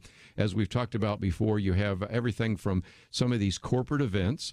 You have elements, which are the small groups, and then you have the one-on-one discipleship. So, again, just remind for some of our listeners, in case they didn't have a chance to hear the whole program, if I find myself, for example, in Illinois right now, or Ohio, or in New Hampshire, or Maine, or wherever we're broadcasting, or in Oregon, Washington, California, and they wanted to get started, really all you're asking them to do is get started and get together and go to an IHOP, go to a corner bakery, go to a Tex-Mex place. They may not have them all over the country, but we are we do in Texas, right. Yeah, or maybe whatever it might be, and gather together and make it consistent, because it takes about a year or two to really get the program going, doesn't it?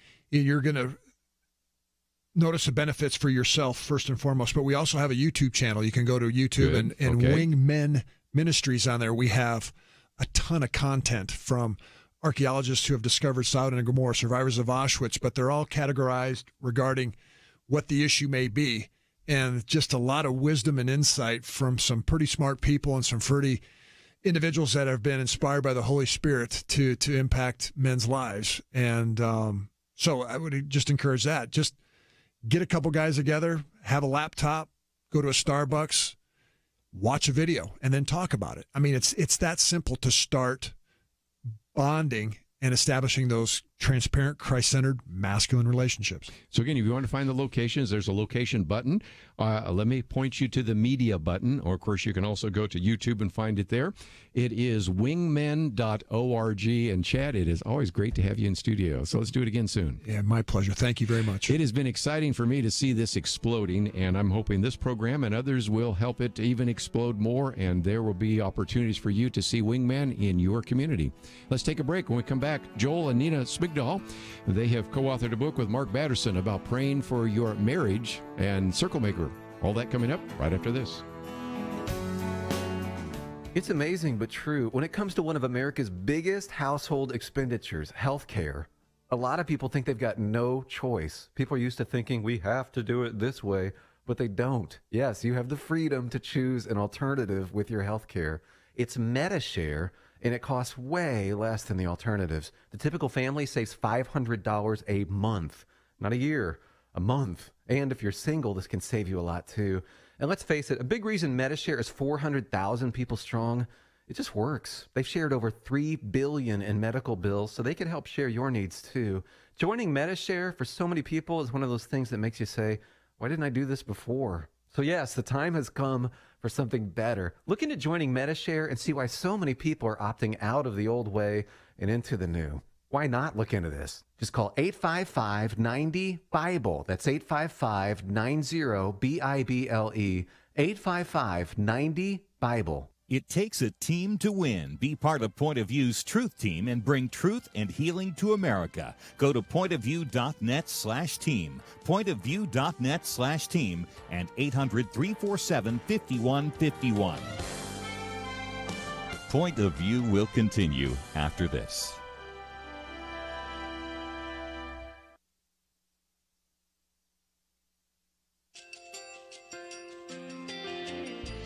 I just want to thank you so much for all the wonderful programming you have.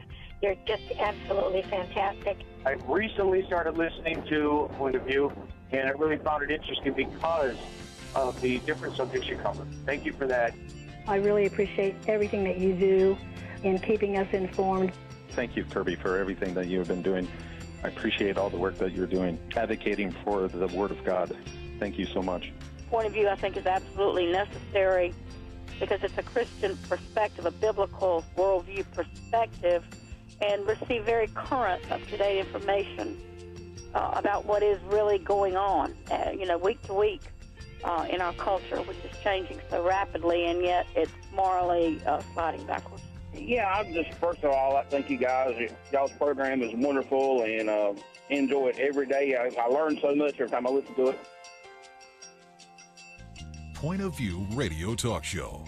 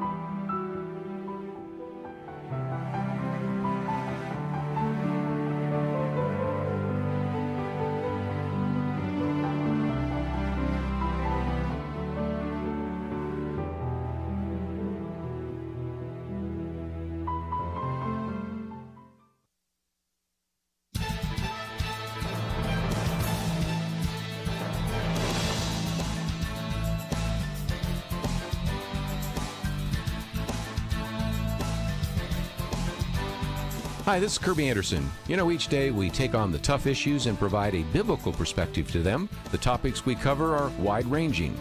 Apologetics, theology, prophecy, creation and evolution, intelligent design, marriage, family, child-rearing, the millennial generation, trends in society, politics, economics, business, religious liberty, the Constitution, public policy, foreign policy, military policy, tensions in the Middle East, abortion, homosexuality, pornography, sexual ethics, media, technology, history, and America's godly heritage.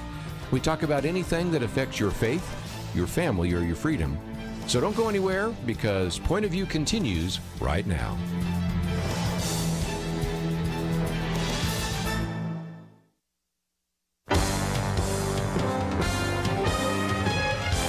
Across America, live. This is Point of View.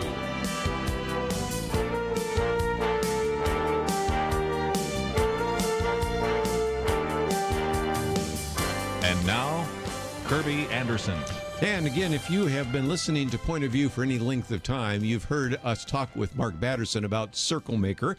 We've also talked about circle making for your children and praying circles for your children. But we're going to talk this hour about praying circles around your marriage. And I think you're going to really enjoy this, because we're going to talk about 7 different circles. So you'll have a chance to kind of follow along. And this is a book that I'm sure you're going to want to get, especially for your marriage. And we have a number of individuals in studio that are the co-authors of this book. Joel Schmidgall is the executive pastor of the National Community Church, which is up there in the Washington, D.C. area.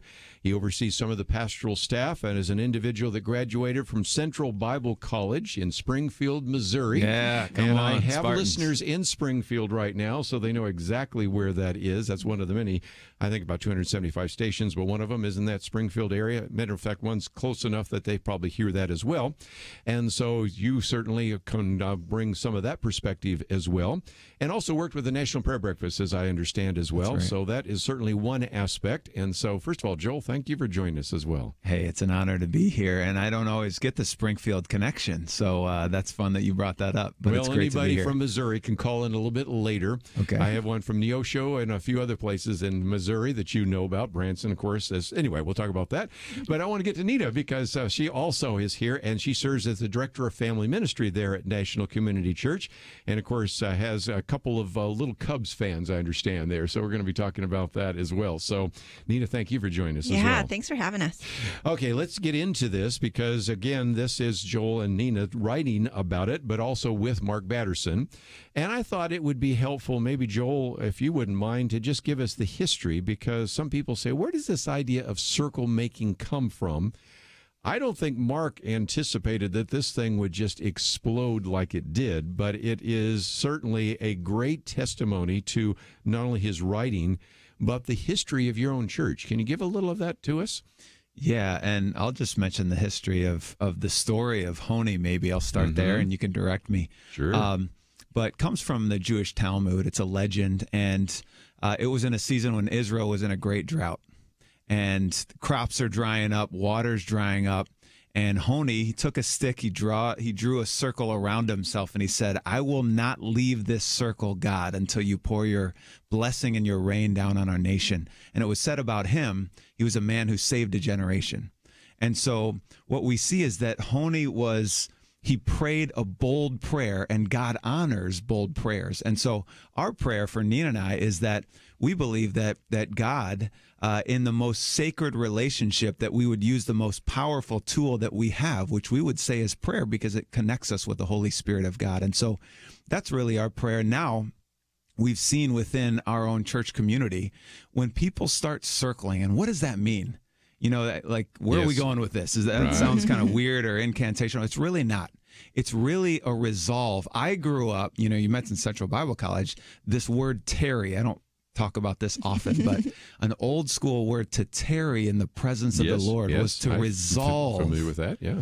And it was, Jacob wrestling with the Spirit of the Lord in the Old Testament. He resolved, he wrestled with, he grappled, he wouldn't let go until God poured out his blessings. And so many of us now in our culture, because You get in, you get out, you don't persevere in things. And I think there's a perseverance in prayer, and there's one specifically in marriage that God will pour his blessing out. So that's really our heart in this thing.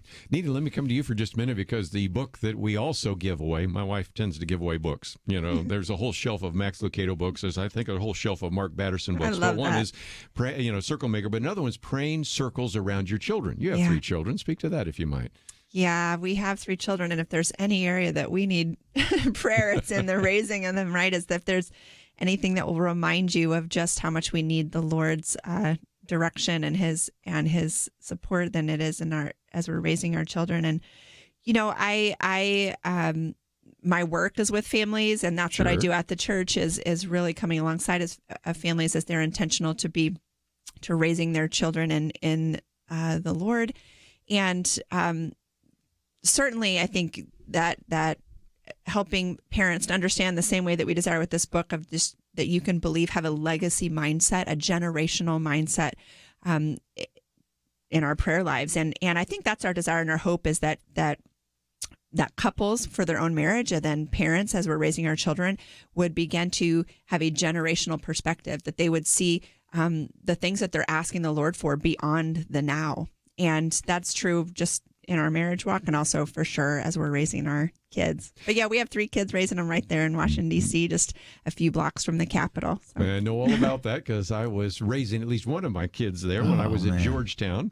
And back then we didn't have a national community church, because I'm a little older than the 2 of you. And so we went to McLean Bible Church. And as it was getting to really start taking off, I preached there. And then later, when I would come back, of course, I had a lot of friends at Emmanuel Bible Church. So, but maybe someday I'll get to come to your church, because that was, and it is still, a very strategic area. So, in some respects, even the prayer circles that Mark was involved with led to the church that you take for granted now. At least some people, I know you were there when you saw some of those growth, but there are people going, "Oh, isn't that wonderful?" Yeah, but I remember when it was really just getting going, and you weren't sure where you were going to even hold the next service, right? Yes. Yeah, and it was, Mark prayed a circle around Capitol Hill. And, for us, we're about 21 years old as a church.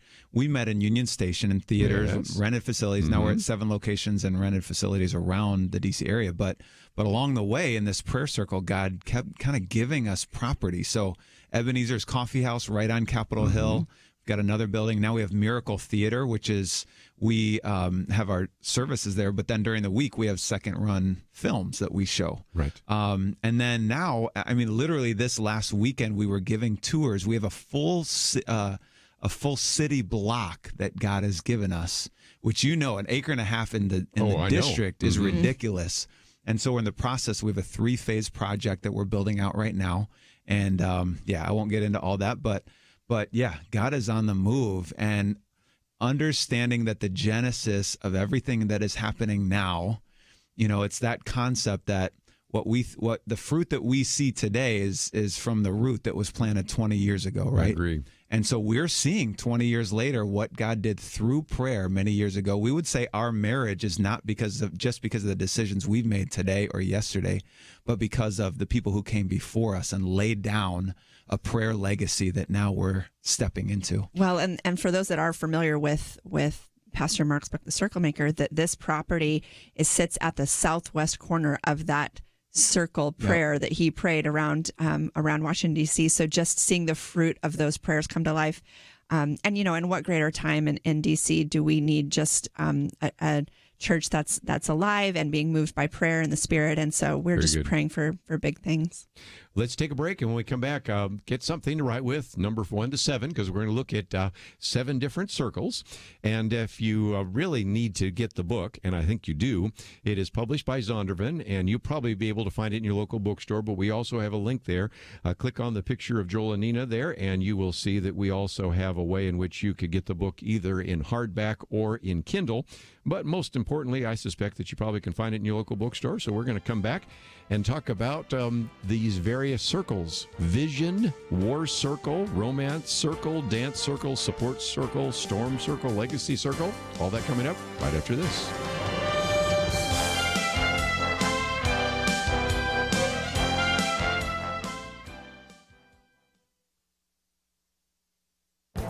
This is Viewpoints with Kerby Anderson.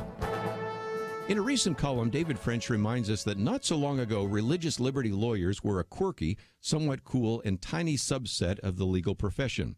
They were defending the rights of homeschool families and the religious rights of Native American Indians. You could fit the entire religious liberty bar in a single mid-sized hotel conference room. That is no longer true today. He calls these conservative religious liberty lawyers the virtual SEAL Team 6 of the culture war, with multiple organizations raising collectively close to $200 million annually to do battle in courtrooms from coast to coast. One lawyer on my radio program said he was going to frame this piece because it's the only time someone will compare him to a SEAL Team member. The broader point is that America has changed. A few decades ago, you could assume that the U.S. was largely a single-faith culture. Today, it is a two-faith nation, the sacred and the secular. That is why religious liberties are so controversial. The secular world sees any attempt to provide a space for religion as a zero-sum game. One illustration is the Religious Freedom Restoration Act that passed a few decades ago with only 3 dissenting votes. Chuck Schumer introduced it into the House, while Ted Kennedy introduced it into the Senate. Bill Clinton signed it into law with virtually no controversy. Now Representatives Joe Kennedy and Bobby Scott, along with Senator Kamala Harris, have reintroduced legislation to amend the Religious Freedom Restoration Act. The Do No Harm Act would prevent individuals from getting a religious exemption from many of our federal laws. Religious liberty wasn't very controversial a few decades ago. Today it has become a major flashpoint in the culture wars. I'm Kerby Anderson, and that's my point of view.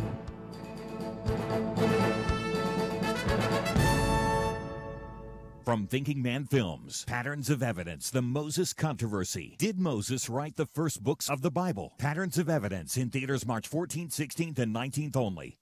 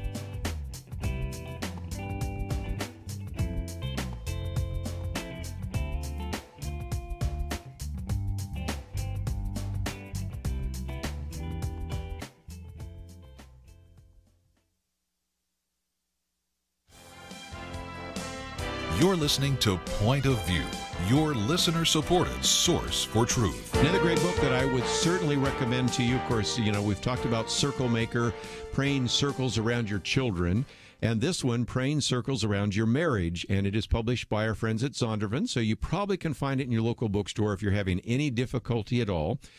We do have a link so that you can get it in hardback and in Kindle, and we are privileged to have in studio with us today Joel and Nina. And Joel, put you on tax first because the chapter 1 is the vision circle, and you start out with, of course, Apollo 13.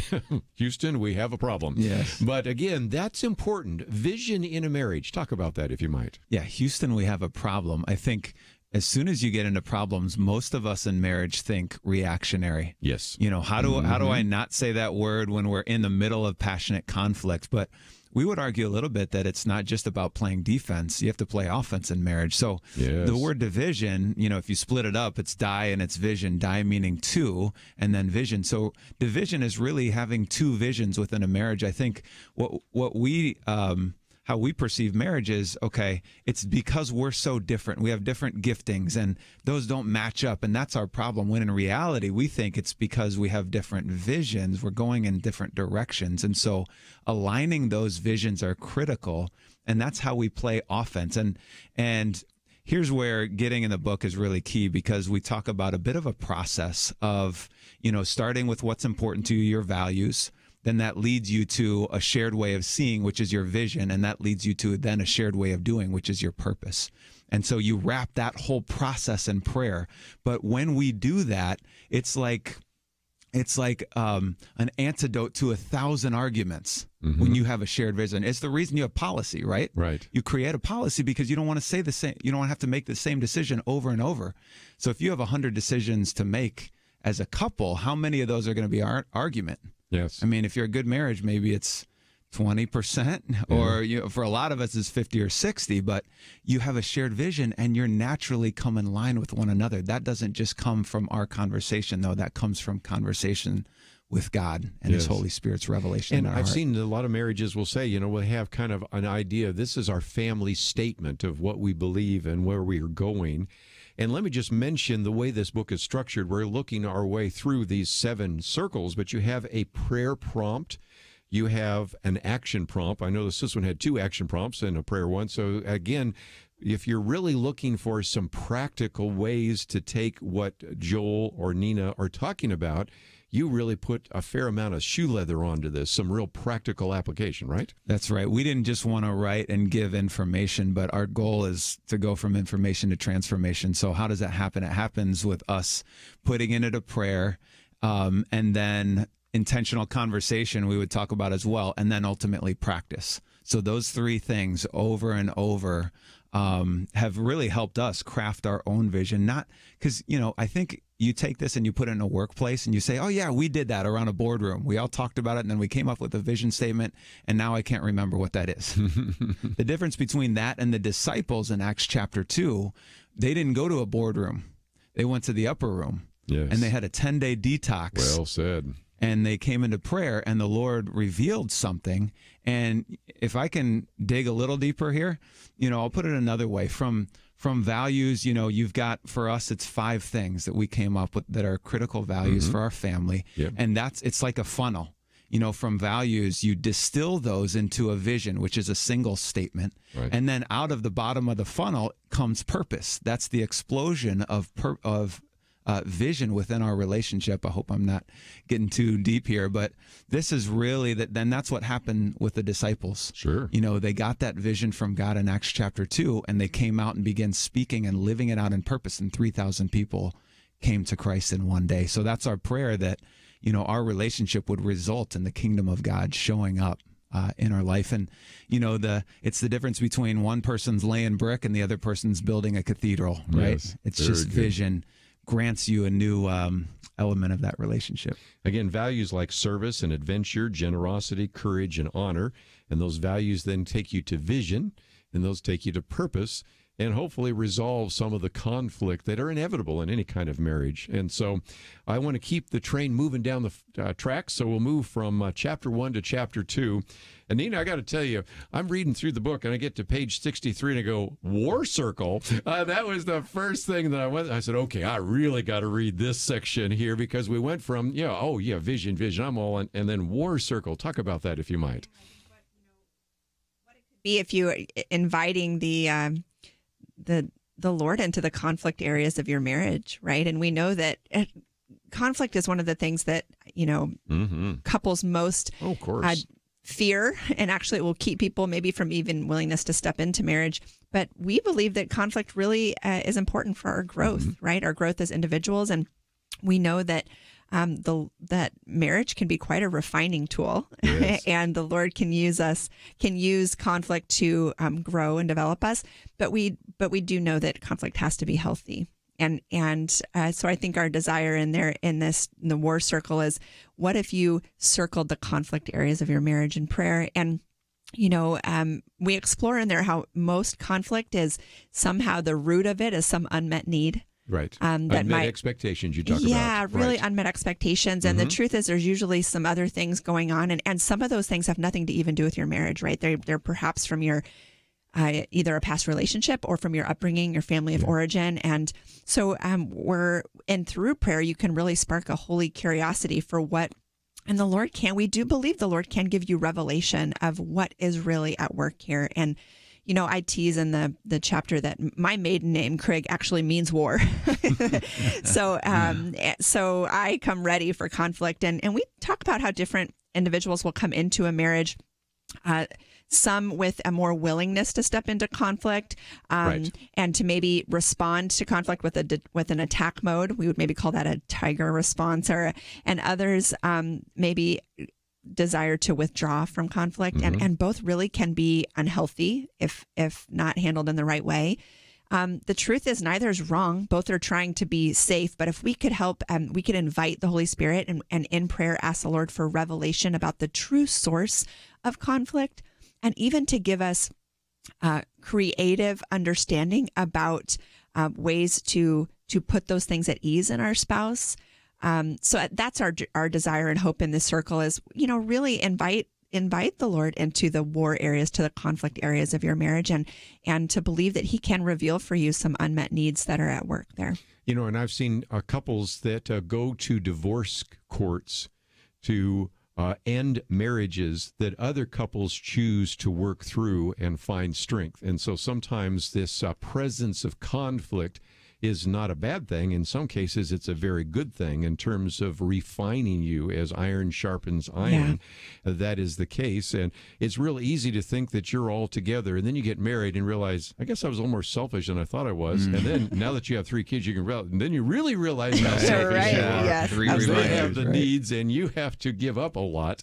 And so again, we've talked about this. This family of origins is key, because if you came from a family where everything's on the table and we're going to discuss everything, and you marry somebody who says we don't talk about any of those issues, you're going to have to work your way through some of this. So again, you've got some prayer prompts, you've got some action prompts, you've got some rules of engagement, which I thought was pretty healthy, because again, these are issues that every marriage has to address. And somebody who naively comes into marriage thinking that we'll never have a conflict is not going to have a healthy marriage. Right? Yeah, the rules of engagement, some parameters to conflict, and we've been talking a lot with just our own church family about what some of those things look like in our marriage, but setting up some parameters ahead of time that will keep you both feeling safe will allow a healthier engagement and conflict that can really then become a refining tool. Well, again, let me just mention that the book is probably available in your local bookstore. It's about 200 pages.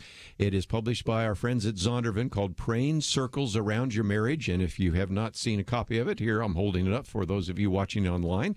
And if you would like to know more, first of all, click on the button that says See More at pointofview.net. Scroll down. Of course, you have very good pictures of Joel and Nina.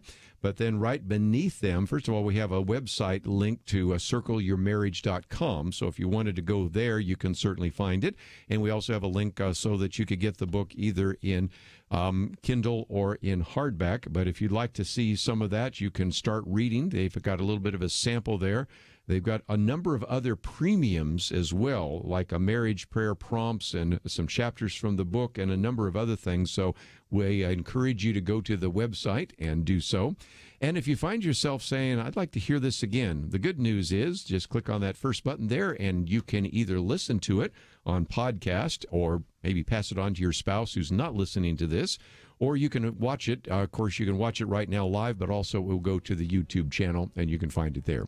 So I hope that you'll take the time to pass it on to some others. Maybe a pastor in your church needs to know about this book. Maybe he or she might want to even preach on it, so you can pass that on to them as well. Let's take a break. We'll continue our conversation right after this.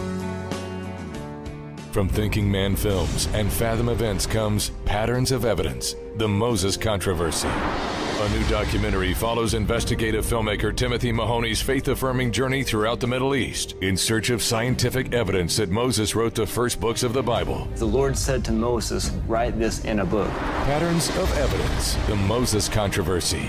In theaters March 14th, 16th, and 19th only. More information is available at patternsofevidence.com/Moses. Is there a lot of free time in your schedule? Probably not. Most of us are on the go all the time, and Point of View is ready to go with you no matter where on the go is. Visit the App Store for your phone or tablet and search for Point of View Radio. Our app lets you listen or watch anytime it's convenient for you. And since we're told to be doers, not just listeners, the app provides a quick way to take action on the issues we're talking about. You can send us a question, find a local radio station, read articles, listen and share Kerby's viewpoints, commentaries. It's a lot of impact in one little free app. Visit the App Store today, right now, and download the Point of View Radio app. Point of View will continue after this.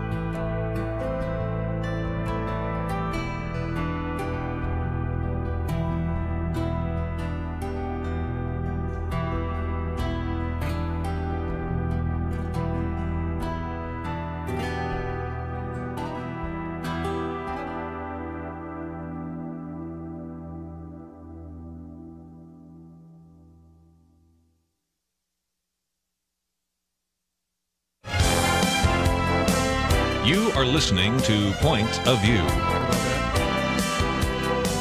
The opinions expressed on Point of View do not necessarily reflect the views of the management or staff of this station.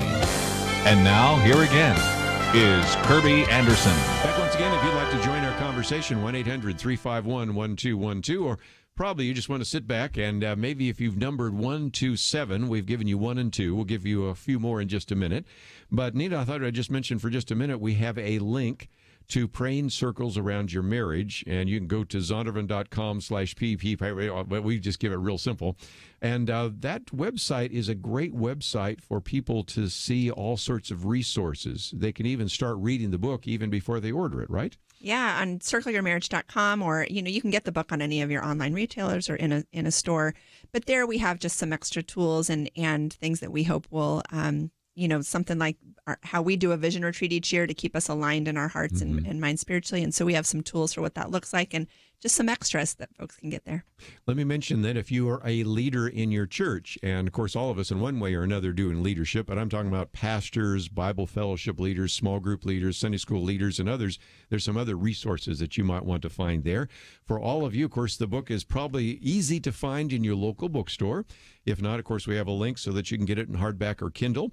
But I'm going to keep the train moving. And Chapter 3, Romance Circle. Joel, I put you on the spot here. Obviously, that was one that people would think about the importance of romance and how to keep romance in your particular marriage. You also quote from our good friend Gary Chapman, the 5 love languages and those kinds of things. But what do we need to know from some of the circles that you talk about there in terms of romance?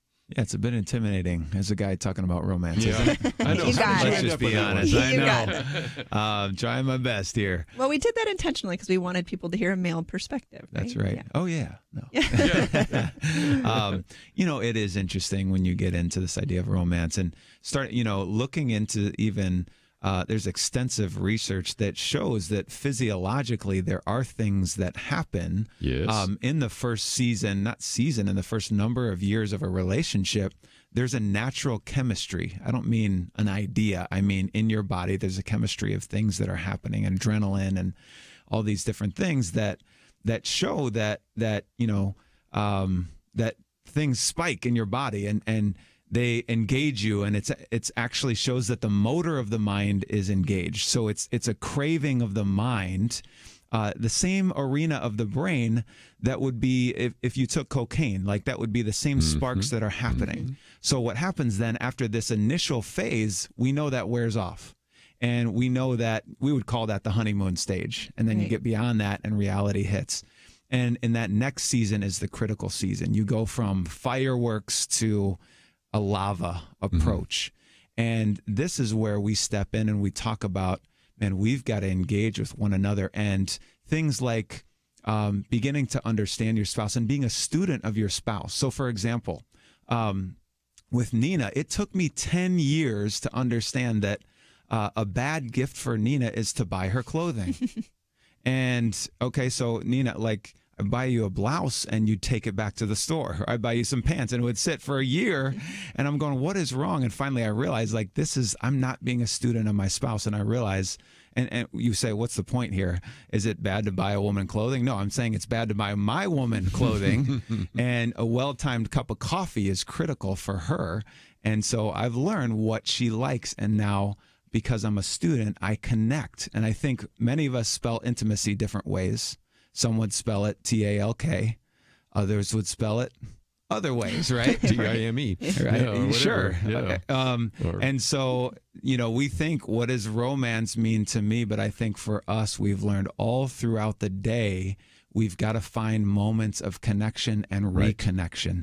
And those are jump starters for both of us to learn what romance means to the other. So, yeah, there's a whole lot more in there, but that's kind of a starter to it. Well, and it is a very good one because, again, the scriptures admonish us, especially as men, to be a student of our wives. And, again, there are, as I always say here, very dire consequences if you forget Valentine's Day, anniversaries, even Mother's Day, and a few others. So those are issues that maybe aren't front of mind for the male mindset, but are absolutely crucial if you want to love your wife. And so, again, there's some great material in there, but I'm going to keep it moving because another chapter that you also have is dance. And that's kind of interesting because if you've ever been to a Jewish wedding, some of us have, and, before you say mazel tov, and all the other things, the bride and the groom dance around each other. So this is back to this idea of the circle. So what about the dance circle? How does that fit? Yeah, and Nina and I actually, our story started with dancing together. Now she's a much better dancer than I am. Right. I would say Dancing with the Stars. With one star. Wish. Right. I would say I move and she dances. All right. But Very impressive. Well, it's not. They didn't but allow you to she's dance at impressive. Central Bible College. Yeah, that's true. That's true. But yeah, so for me, I've learned a lot about dancing, and one thing. One concept that has been critical is the concept of counterbalance. Counterbalance, yes. And talk so about that.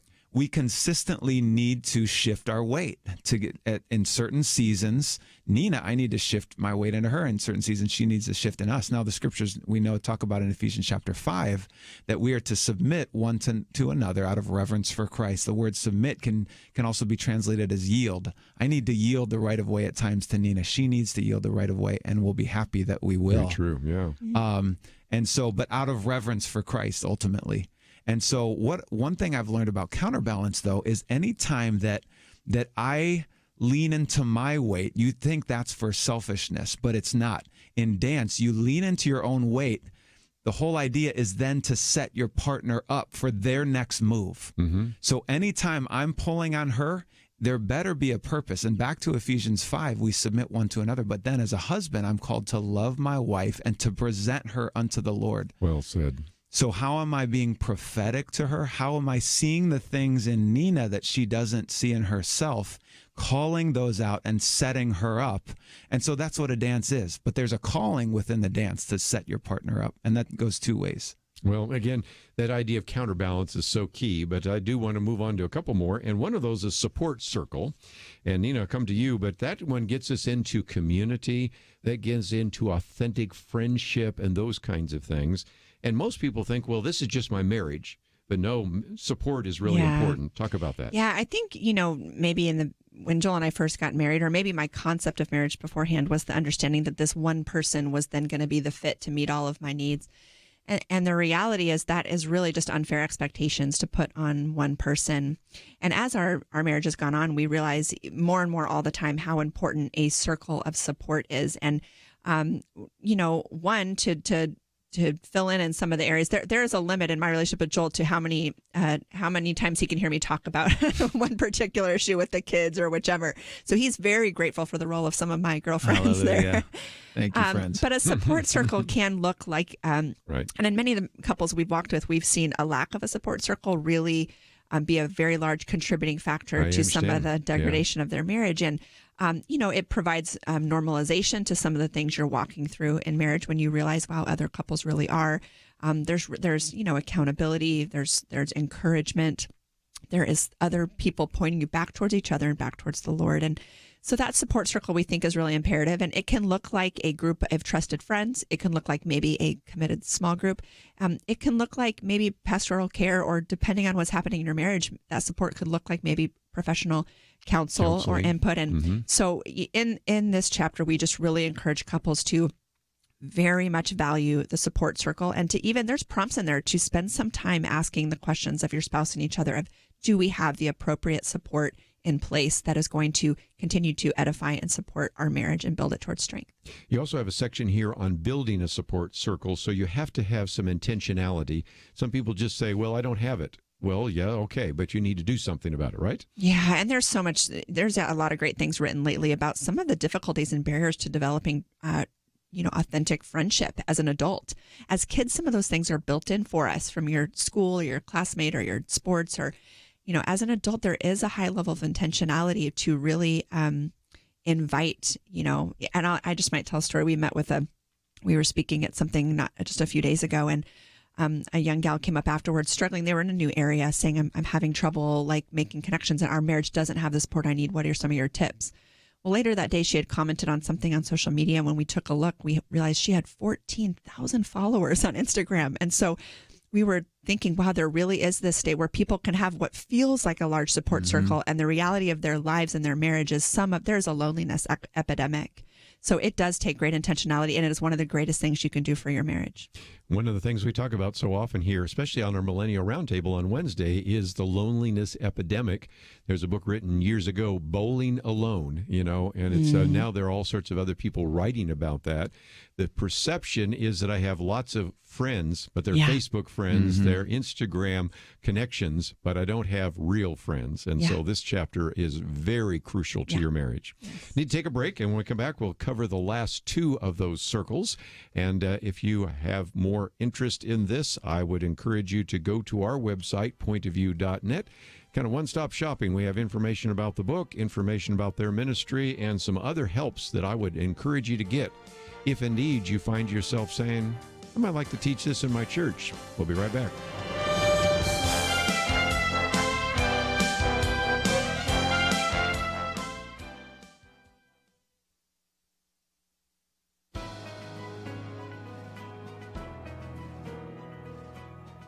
Welcome to the First Liberty Briefing. I'm Jeremy Dice. Confirmation hearings have been interesting of late. Some senators are asking questions of nominees that are more than tough, they're unfair. My favorite example of this came when Senator Cory Booker asked judicial nominee Naomi Rao whether she believed homosexuality is a sin. Now, that's a question that seems out of line because it invites the nominee to assert a theological pronouncement. Senator Mike Lee thought so too. He said, I can't fathom a circumstance in which it's ever appropriate for us to ask a nominee about his or her religious beliefs about whether X, Y, or Z is a sin. Senator Lee then had to remind Senator Mazie Hirono of Senator Booker's actual question about sin when Senator Hirono shot back, it's not that we all ask, do you think such and such is a sin, etc., etc. These questions may in fact violate Article 6 of the Constitution, which guarantees that no religious test shall ever be required as a qualification to any office or public trust under the United States. Forcing citizens to adhere to a specific religious ideology, or none at all, violates the rights common to our humanity, rights endowed to us by our Creator. Article 6 exists to keep the halls of government open to an ideological variety of Americans. That's something our senators would do well to remember. To learn how First Liberty is protecting religious liberty for all Americans, visit firstliberty.org. I'm Kelly Shackelford, President and Chief Counsel of First Liberty Institute.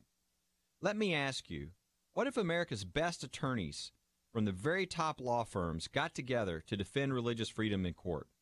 That's exactly what's happening at First Liberty. And the best news? We're winning over 90% of our legal actions. Come learn more at firstliberty.org. You'll be encouraged. That's firstliberty.org.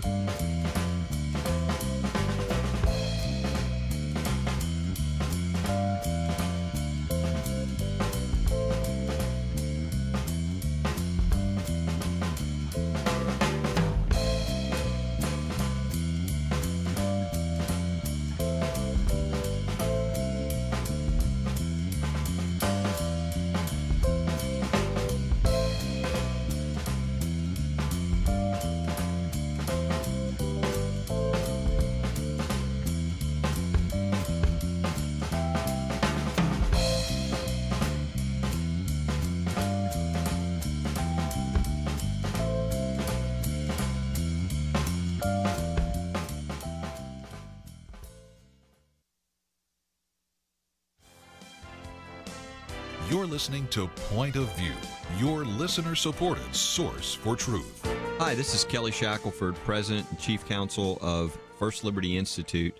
My story of Point of View really goes back to when I was in law school. I would listen to this show, and I was just blown away that there was actually a show that would analyze what was going on in our current world through a Christian worldview. It was something that stoked a fire in me early that turned out what I would be doing with my career for the Lord. So that's my story with Point of View, and I'd like to hear yours. To share your story with Kelly and Kerby, you can call us at 800-347-5151, or you can do it online at pointofview.net/shareyourstory. If we share your story with the Point of View audience, we'll send you a Bible stick as our thank you. That number to call is 800-347-5151. or online at pointofview.net/share your story. And again, we want to hear your story. In just a couple of weeks, we, of course, are going to be talking about our Truth Team Week, and that's when we would like to share some of those stories. Point of View has been broadcasting since 1972, been up on satellite 10 years later, and, of course, I've been teaching or sitting in this chair since really 1986, so that goes back a couple of years as well. But we hear the stories sometimes when we're out traveling, but we never have a chance to hear them on the air. So if you'd like to share your story, we'd love to hear from you. And again, we'll talk about that more in the future. But we're coming to the end of this particular broadcast, so I wanted to spend a time looking at two more circles, praying circles around your marriage. And again, just a very applicable book. Lots of application. Matter of fact, if you just prayed the prayer prompts all the way through, more than 24 prayers you've prayed for your marriage. That's pretty good right there. But Nina, let me come to two more real quickly, one from you and then one from Joel, the storm circle. And this, again, is something we should pray about. And when you think of a storm, you think of Jesus and his power displayed in the storm. And you have to admit, sometimes marriage, especially raising kids, can feel a little bit like a storm, can't it? Yeah, it is. And I think, one of our prayers in the writing of the book was that, understanding that every couple is going to encounter storm and those it will look different. It might be a slow, sometimes there's slow ongoing storms, and those maybe it's finances or burden, an ongoing health challenge or in-laws or whatever it might be. It might be a catastrophic challenge, something like a major health crisis or a job loss. Or in the book, we write about dear friends of ours who lost a child, and what do you need to do for your marriage to build the foundation that that would withstand that level of storm. And we just felt like that was going to be an imperative part of the book, is to help couples really begin to build the foundation of prayer, and to remind ourselves of what the Bible tells us about the Lord being with us and growing us through those things. And that was really important to us. Well, again, economics, that's, my book on economics. Of course, it's in Spanish now as well. But again, we talk about debt and bankruptcy, dissolve marriages. We recognize, having written a book on death and dying, that the death of a child dissolves marriages. Yeah. So if you're not in a storm and haven't had a storm, you're headed for a storm. Yeah. I mean, let's just face that those are realities. And so chapter 6, really important. But in order to end on time, I wanted to also talk about a legacy circle. That one is one that I predicted would probably be in there because, again, you talk about the legacy of sacrifice, the renewed legacy, this idea of having purpose in your life. And of course, that gets back to some of those values. But Joel, talk about this legacy circle that is part of marriage as well. Yeah, and if I could just share personally for a second, my family history is my grandfather was 6'6", German man, farmer, Central Illinois, and he was going down one route, and he was kind of a functional alcoholic. And it was in his late 30s that a guy named Herb Hinkle pushed him to show up to a Little Assemblies of God church there, and he walked the aisle, and he gave his life to the Lord. Wow. And that was a moment of change where he went home, he poured all his alcohol out, and there are other things. It's not just about that. There were things that manifested in his family from that alcoholism that were pretty rough stuff. And so that day, that ended. And in a moment, and here we are today, Nina and I, and the legacy of our relationship, we understand, isn't just about our decisions. It's about the decisions that my grandfather made. I don't have a legacy of alcoholism. I have a legacy of a new generation of people pursuing righteousness and faith because of his decisions. Yeah. His decisions were seeds planted, but those seeds didn't grow until generations later. And I think that's the idea in a marriage. If you just think that your decisions today in your own marriage only affect you, you're missing out on the idea of compound interest. And so the decisions you make today are really for a next generation that comes behind you. And I don't just mean children.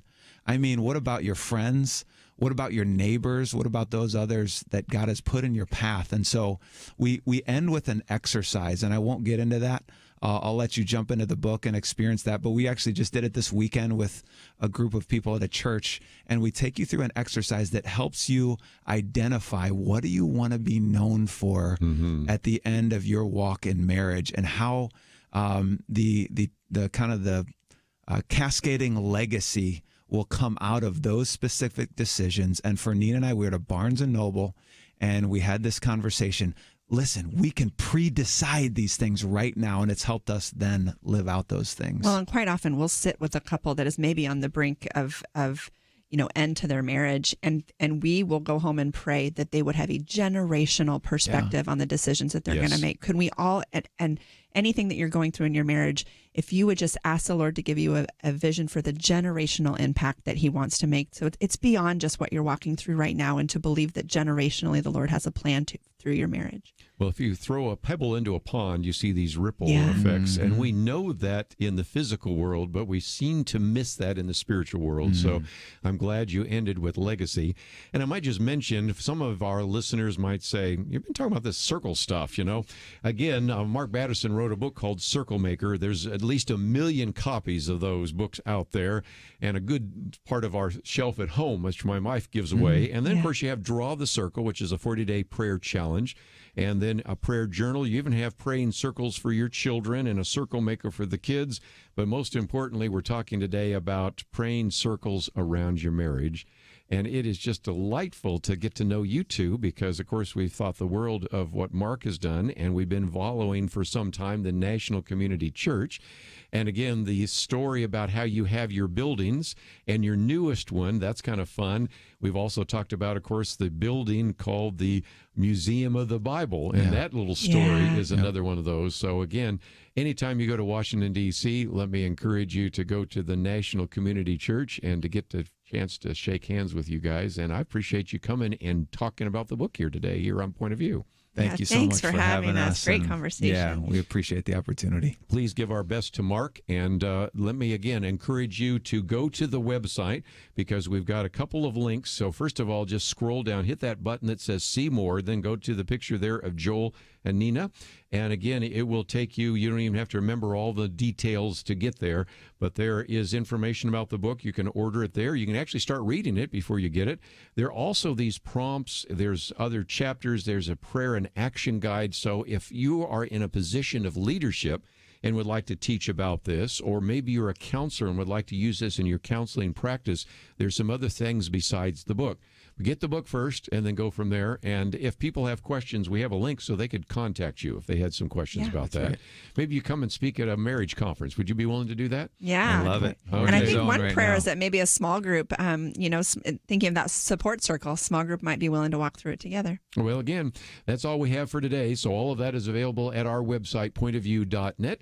Don't forget, we're going to Israel in October. If you'd like to join us, my commentary today, my Viewpoints commentary, is on the two-faith nation. And if you don't already get the commentary, you can sign up and receive it in your inbox Monday through Friday. Penedexters comes on Saturday. Want to thank Doug for his help behind the scenes. And Steve, have a great day. We'll see you back here tomorrow on Point of View.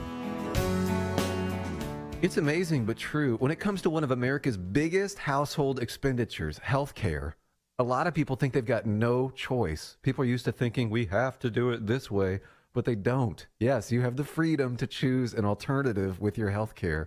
It's MediShare, and it costs way less than the alternatives. The typical family saves $500 a month, not a year, a month. And if you're single, this can save you a lot too.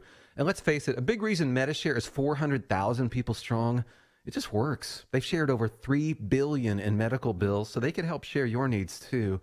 Joining MediShare for so many people is one of those things that makes you say, why didn't I do this before? So yes, the time has come for something better. Look into joining MediShare and see why so many people are opting out of the old way and into the new. Why not look into this? Just call 855-90-BIBLE. That's 855-90-BIBLE. 855-90-BIBLE. It takes a team to win. Be part of Point of View's Truth Team and bring truth and healing to America. Go to pointofview.net/team, pointofview.net/team, and 800-347-5151. Point of View is produced by Point of View Ministries.